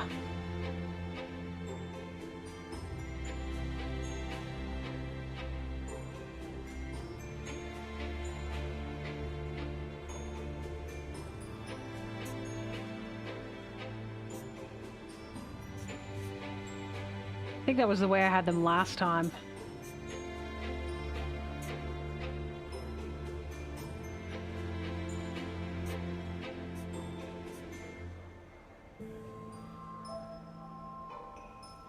Alright, I might have to figure these out after the end of the episode. I feel like they just take a lot of time and a lot of playing around. And like I said, I'm still not entirely sure I understand them, even now, after we've done how many of them. Alright. 31 on the top row. Let's look at it really quickly.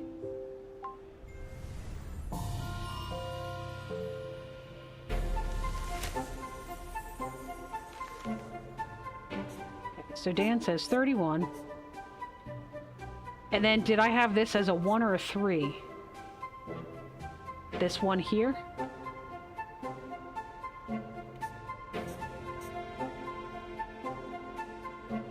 I don't remember if I had it as 1 and then 3 or then 3 and then 1 on the bottom.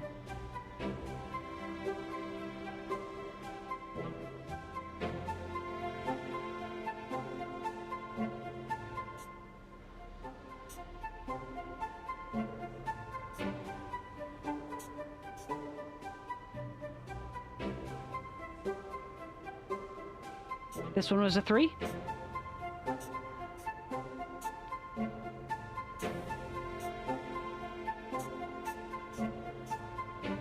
Okay, then this would have to be a 1.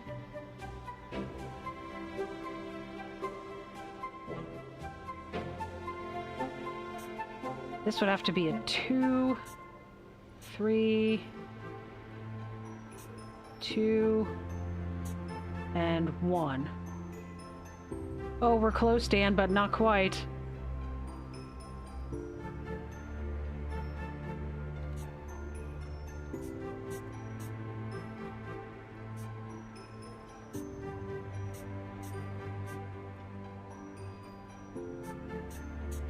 They seem to be right in that direction. I wish there was just like a clear button so you could clear a couple of them.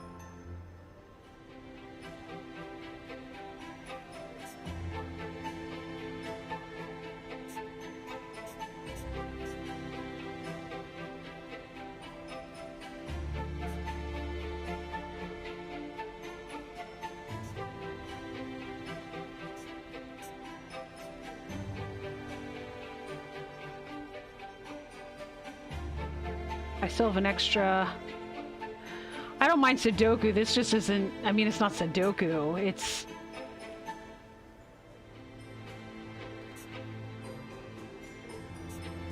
So if we go to Dan's 31, then this... Let's see. And this was 31.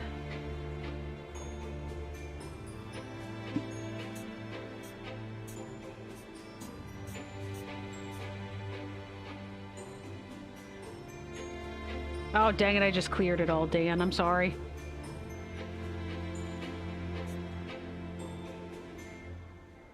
So switch a 2 and a 3 on the right side. Were they on this one?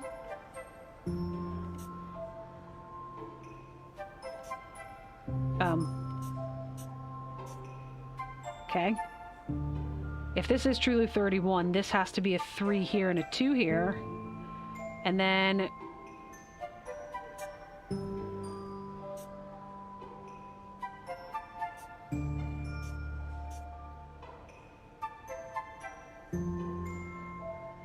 yeah, this has to be a 1 because the 2 would need to go down here. Then this would need to be a 2, and this would have to be a 1. This would have to be a 3.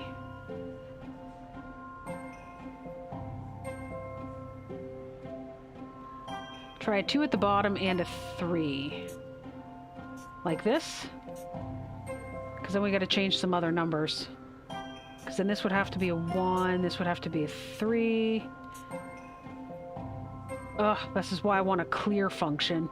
1,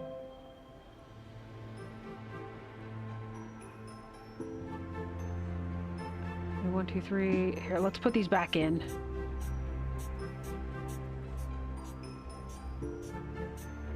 Okay, I think that's roughly what you were saying.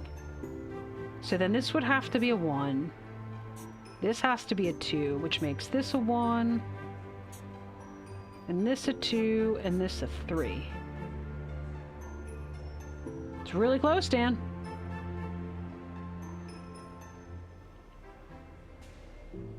Stupid candles.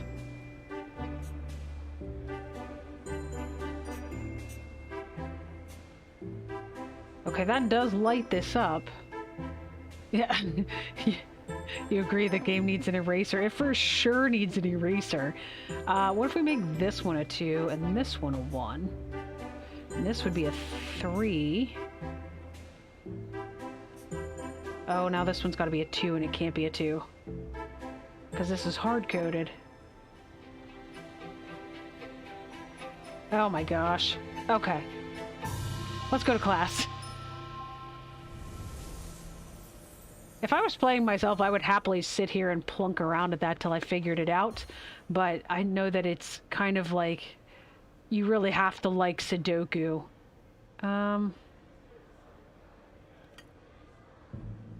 Today's chapter 4 for history. Arbor's Renaissance. The Renaissance period truly was a rebirth, as the meaning of the word implies. Daily assemblies, or conventi, pictured below, where scientists would discuss innovations and ideas, were one of its hallmarks. The majority of the technological breakthroughs from this time were conceived at one of these meetings.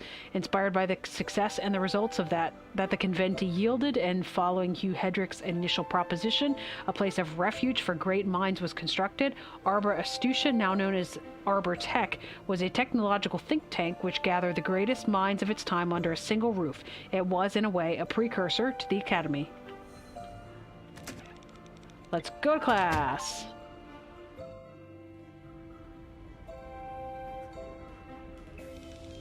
Students, welcome to class. What awaits us today? Arbor's Renaissance, a time when Baron Holloway spearheaded the incredible growth of Arbor. Can we just get to the good stuff, you know, the secret diary from yesterday?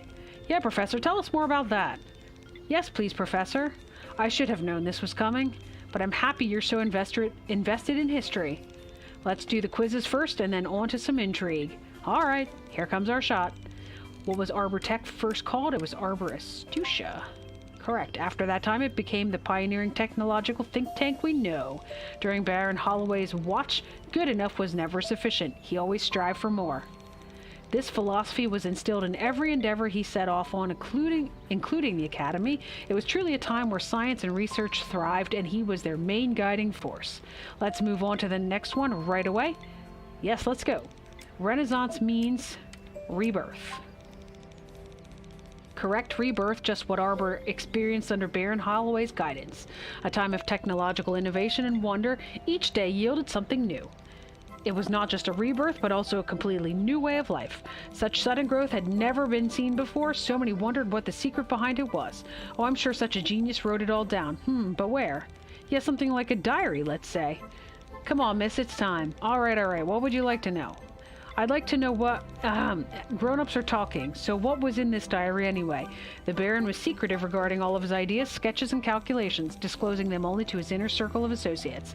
The diary was where he would refine them until he proposed the next endeavor, so it contained each and every innovation he thought of, with steps on how to realize it. It's a secret how-to guide from a genius? Pretty cool.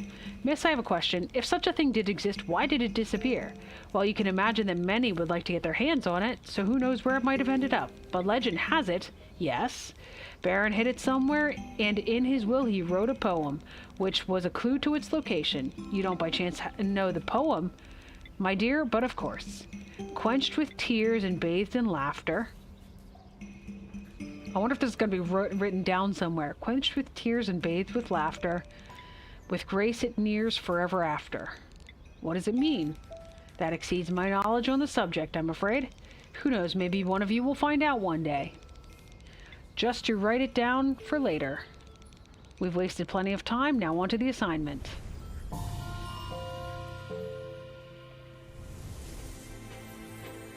Before a big heist such as this one, the robbers have a lot of research to do. First, they need to find out which museum houses the diary. They're going to scout them until they find out how many museums must they plan on visiting to make sure they find the diary.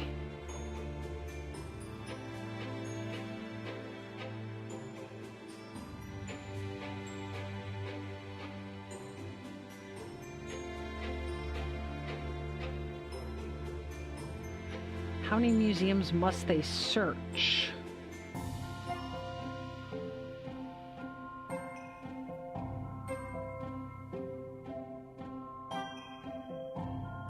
So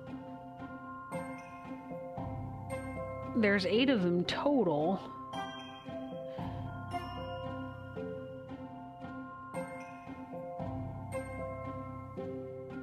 I'm going to point this out now because it's something I'm initially seeing. All these light posts, the reflection is a hollow light, except for this one. Just throwing it out there.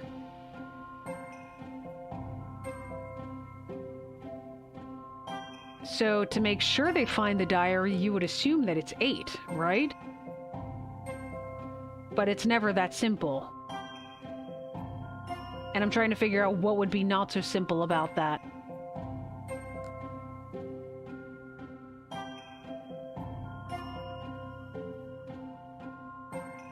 I mean, if you know which one the diary's in, you only need to go to one.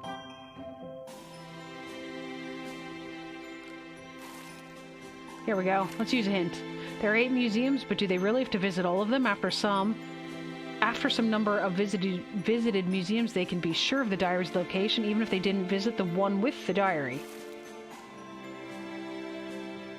Why 2, Dan? Just out of curiosity.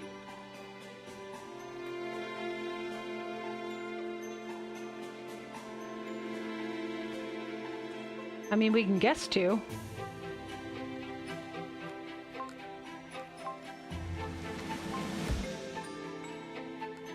Okay, not so much.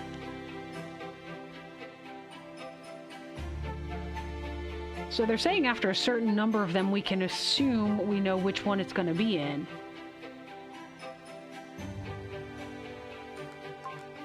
Lizard says 7. I initially thought 7 as well, but... oh, okay. Yeah, and that's kind of what I had assumed as well, is that if you visit 7 of them, even if you know that the diary... even if you didn't visit the one with the diary in it, you know it has to be in the last one if it's not in the first 7, but it's kind of one of those things where I just assumed that that was too simple. After successfully stealing the diary, the robbers found an excellent temporary hiding spot for it. Do you think you can figure it out and mark the hiding spot? So, would that be in that light post? Because you can't see through it like the other ones?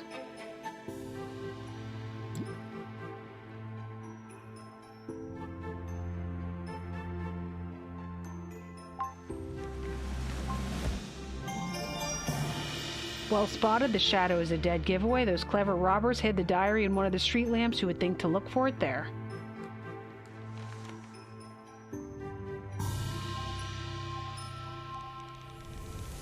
Nice, you have an eye for decoding. I'm sure Professor Octavia will notice it too.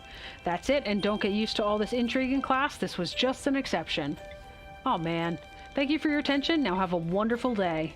Oh, and don't forget the following chapter of your book as homework. Okay, so we've got a cryptic poem and an even more cryptic set of last words, which leaves us nowhere, basically.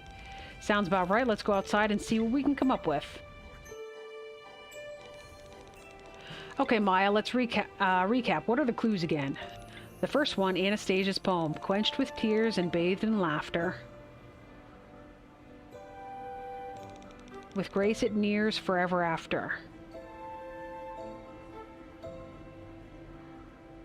Quenched with tears and bathed with laughter.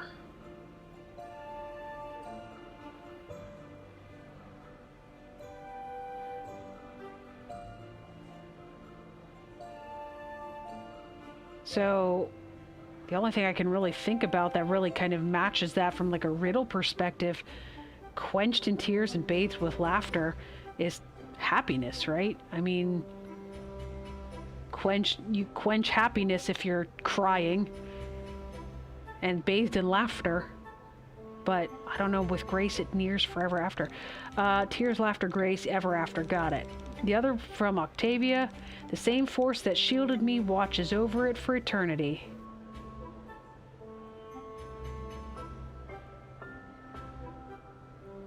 That, yeah. Didn't he have a daughter? Yes. The Baron had a daughter. I think her name was Eudora? Eternity, ever after, those kind of sound similar, don't you think? Yeah, something with time, watching over something forever. Although, to be honest, I don't get the laughter part. In the video they played on the first day, he looked pretty grim to me. The only time he was smiling was when he was with his wife. Wait, that's it. I've got it. Huh? His wife, she's buried in the crypt here. So, well, she was the one thing that brought him the most joy. That's the laughter. And her statue is in the crypt, guarding over it. Just like she watched over him. It has to be a lead. Well, you were right every time so far, so who am I to doubt? What have we got to lose? Let's get to the crypt and check it out. Not so fast, it's locked. But I know where we can find the keys. Pablo's guardhouse. He'll have a spare set in there. No time to waste. Let's go. Great, now I'm a thief as well. Oh well, when adventure calls, let's go.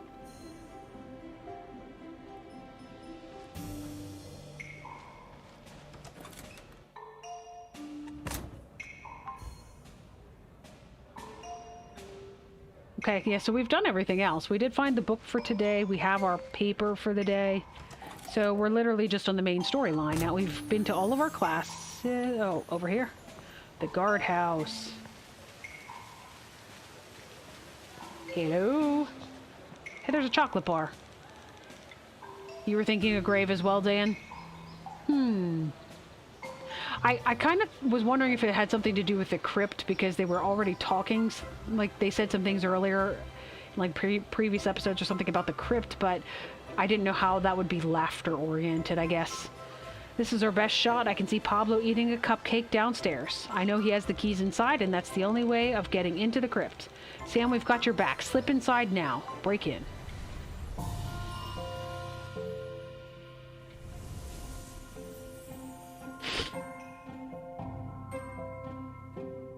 You don't want to know what I thought when I saw it. Did any of you guys ever see the meme that talks about the Florida state election ballot in the year 2000? They had it kind of drawn anyway, so... There are 6 keys before you, but only one of them is the right one. Which one of these keys could open the lock in the photo?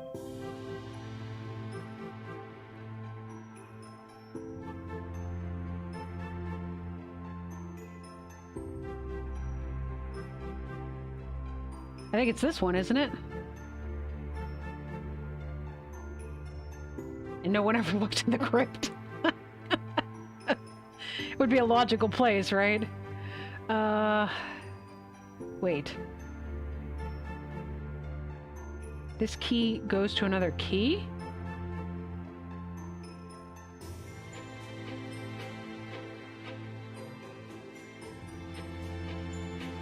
Clearly, I am mistaken on my pathing for it. Oh, sneaky. I was going around this way. This actually just goes up here. It's letter F. I think it's F. Yeah.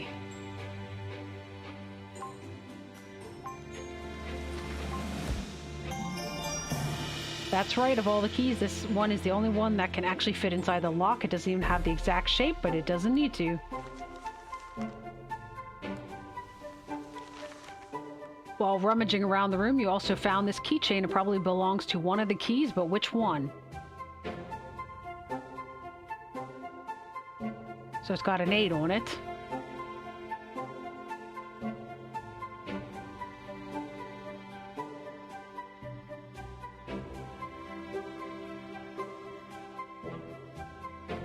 You think C?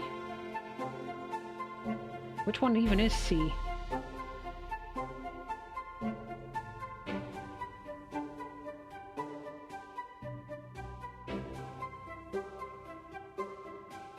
Why are you thinking that one? Just out of curiosity.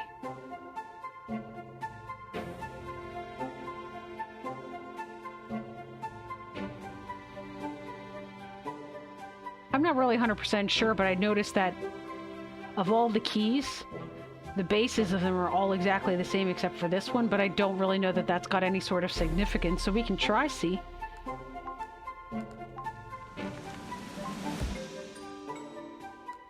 Okay, not a C. I think I followed that pathing right, so this one goes around. Yeah, it goes to this one, I think. Oh, that was for the first question. Gotcha.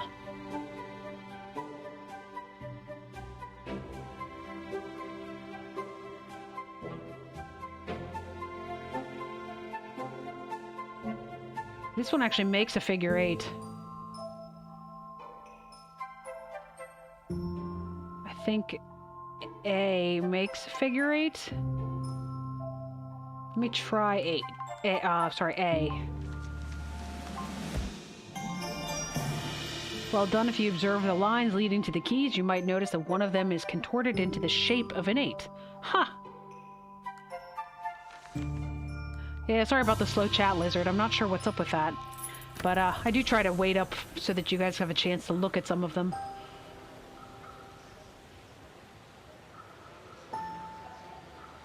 You did it!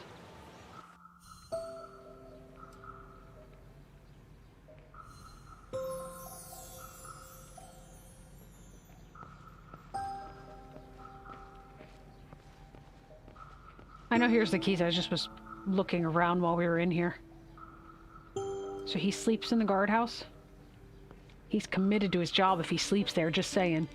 The spare keys that should open the crypt.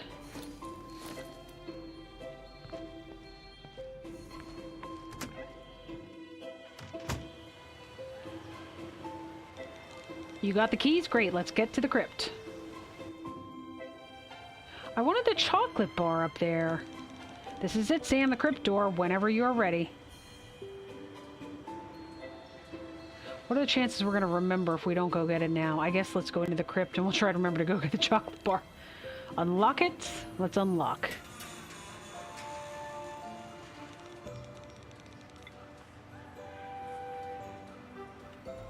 Sorry about that. Had a bit of a coughing spell there. Fortune favors the bold, boys, so let's be bold. Dom is not very bold.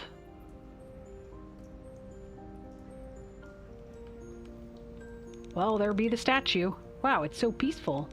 It's peacefully giving me the creeps. Let's get out as soon as possible. What are we looking for? Not sure, but let's search around her statue in the center. It will be hidden, that's for sure. Okay, let's start searching. Do you suppose maybe it's in the hidden door in the library? There's a chocolate bar in here? Perfect.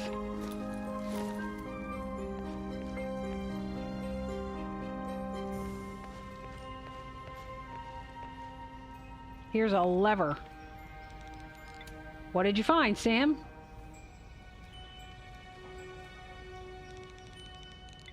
It looks like a lever. What does it do? Probably levery things. I'm gonna pull it.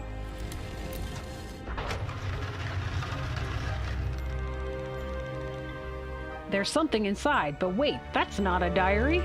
Take it, Sam. Let's see what it is. Uh-oh. Sam, what did you do?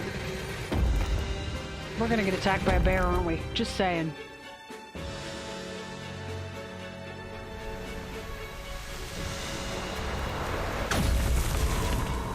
Ghosty. And other ghosty. Are those ghosts? There must be an explanation for this. Wait, you hear that rumbling sound? That's the object. That's what must be causing this.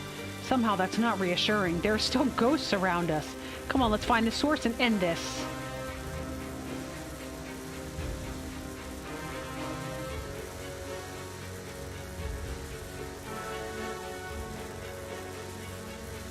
There's somebody cutting up a bear right in front of me. I was trying to figure out what the exactly... Okay, creeper. Don't be all up in my face. Alright, I'm supposed to be finding an object. How am I supposed to see the object? Oh, guys, over here.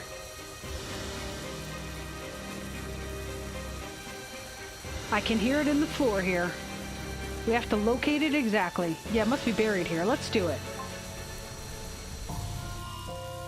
Burial records. Here's a peculiar formula you might be able to solve with the help of these records. We know that A equals 1101. We also know that C minus B equals 1507. What does B plus D equal?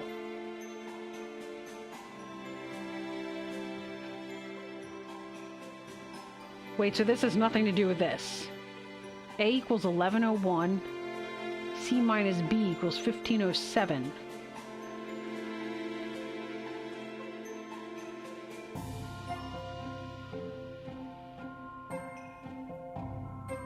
That's an interesting one. Hang on.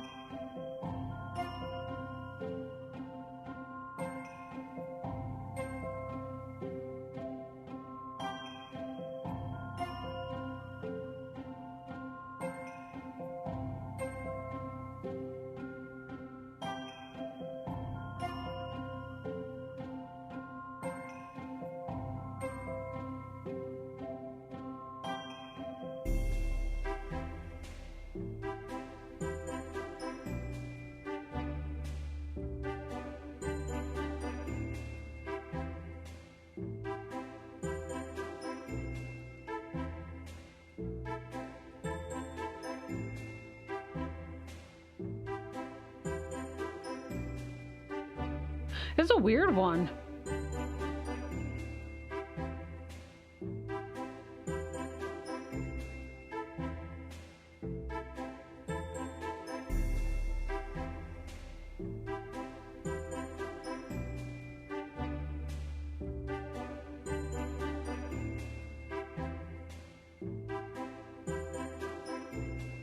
Okay. I did a couple calculations and I'm not exactly seeing... A equals 1101 and C minus B equals 1507.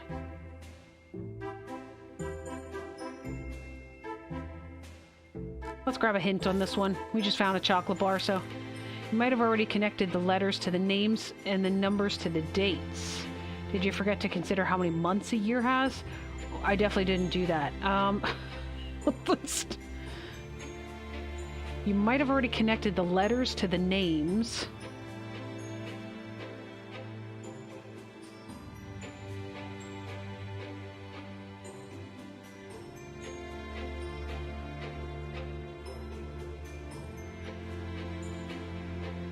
Letters to the names. So are they talking about these letters? Oh, 1101 is the A for Abby. And C minus B, so C is 3009 minus B, which is 1502, would be, yeah, 1507. So what does B plus D equal? 2413, is that the answer? Looks like it to me. What, it said something about the months or something.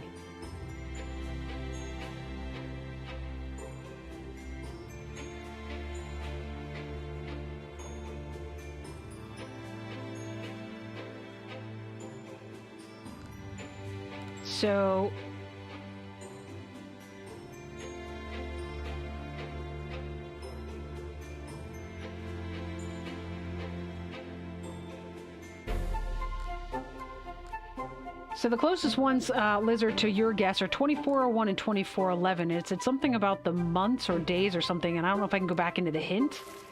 Oh, I can. Did you forget to consider how many months a year has?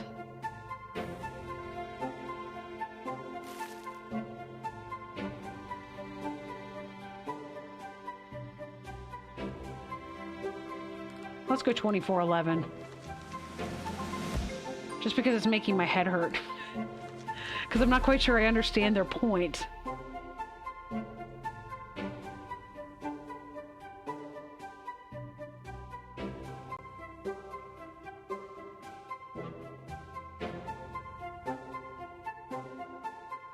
B plus D, 1502. I agree with your calculations, Lizard. 2413 makes sense. Why are they talking about the number of months? I guess let's go for 2401, because that's also close to Lizard's calculation.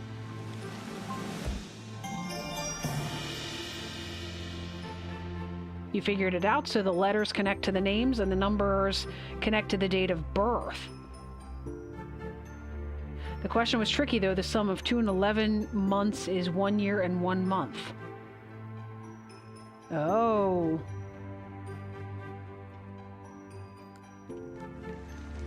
Complicated people.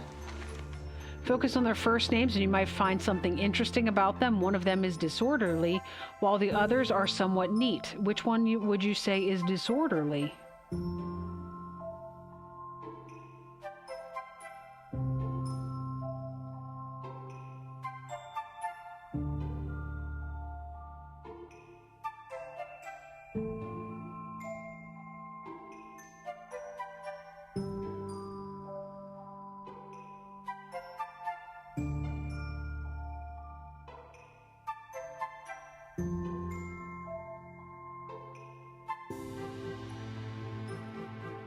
Which one is disorderly?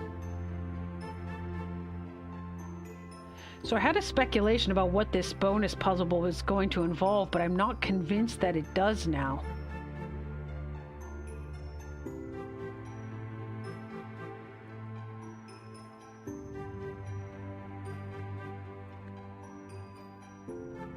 So I thought it was interesting that 2 of the sets of dates end in a period. So Bill Anderson ends in a period, in both his birth date and his death date. So does Abby Milhouse. I thought those were odd. I mean, you could say that some they're neater because they're actually using punctuation, but I don't know that that's necessarily it. I mean, Abby's dates, or her name is Connor, the rest is in alphabetical order.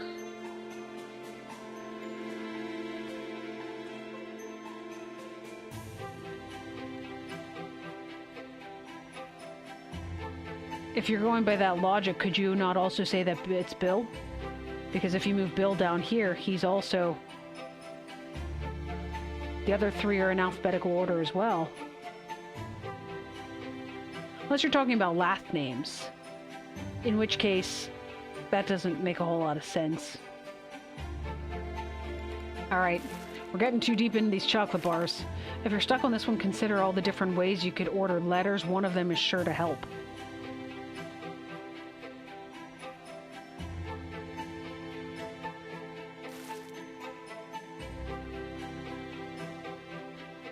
Alright, well, we will try Connor. I'm not really sure that that hint gave me anything else to go off of, so let's try Connor. That's right, all the names but Connor have their letters in an alphabet. Oh, you mean the... I see what you're talking about. That the entire name, so Dell is entirely in alphabetical order as compared to Connor. Well spotted, lizard. You did it, Sam. This is the one. On 3. 1, 2, 3. Hey, a new puzzle.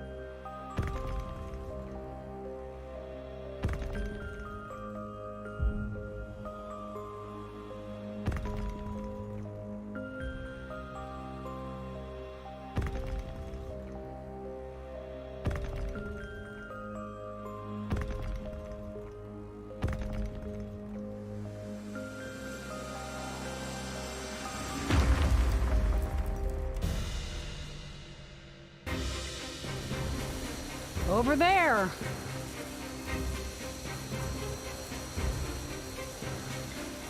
Nothing will stop it. They will rise.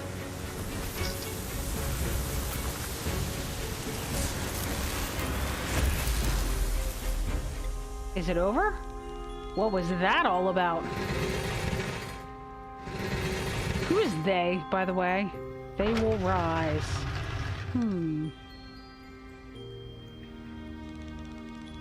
Let's take the page and get out of here. Wait, there's a message on it. The diary is safe. Search not, for you will not find it. Of course, why would it be easy when it can get tangled some more? Seems like we're leaving the crypt with more questions than answers. Let's get out of here. No diary, and we spent the day chasing ghosts, literally.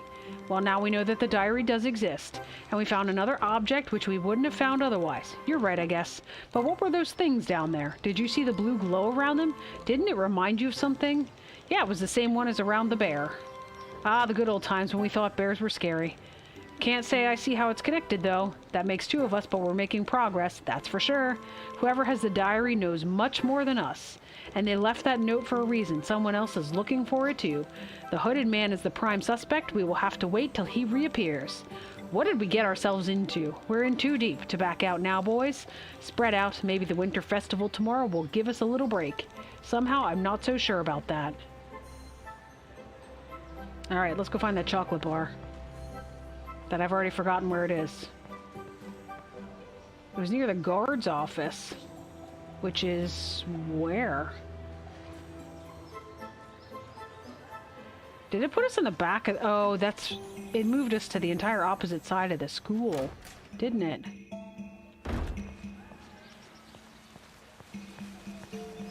There's Amy practicing her photography skills from when we did photography class.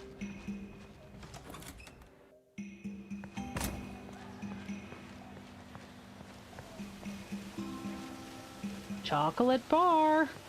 Okay.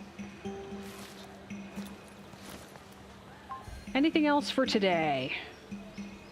In fact, no.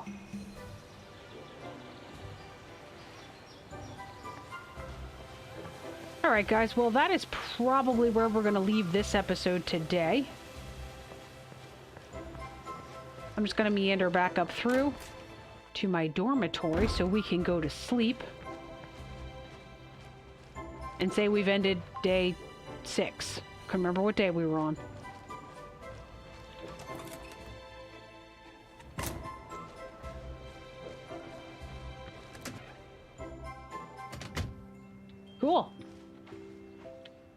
right, guys. Well, I think I'm probably just going to, you know, start here next time, and we will start by sleeping probably.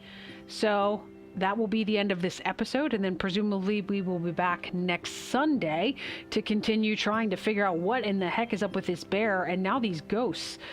We are on day 6. There was one more chapter somewhere. What is this? Is this the number of points we've gotten through the entire thing? Maybe that's what that is. Cool. And like I said, maybe I'll go ahead and take a few minutes and try to figure out these accursed paper puzzles and see what I can find. So anyways, guys, I'm going to thank you for watching. Make sure you tune in next Sunday where we are going to continue the puzzles. All right, guys, thanks for watching, and I will catch you then.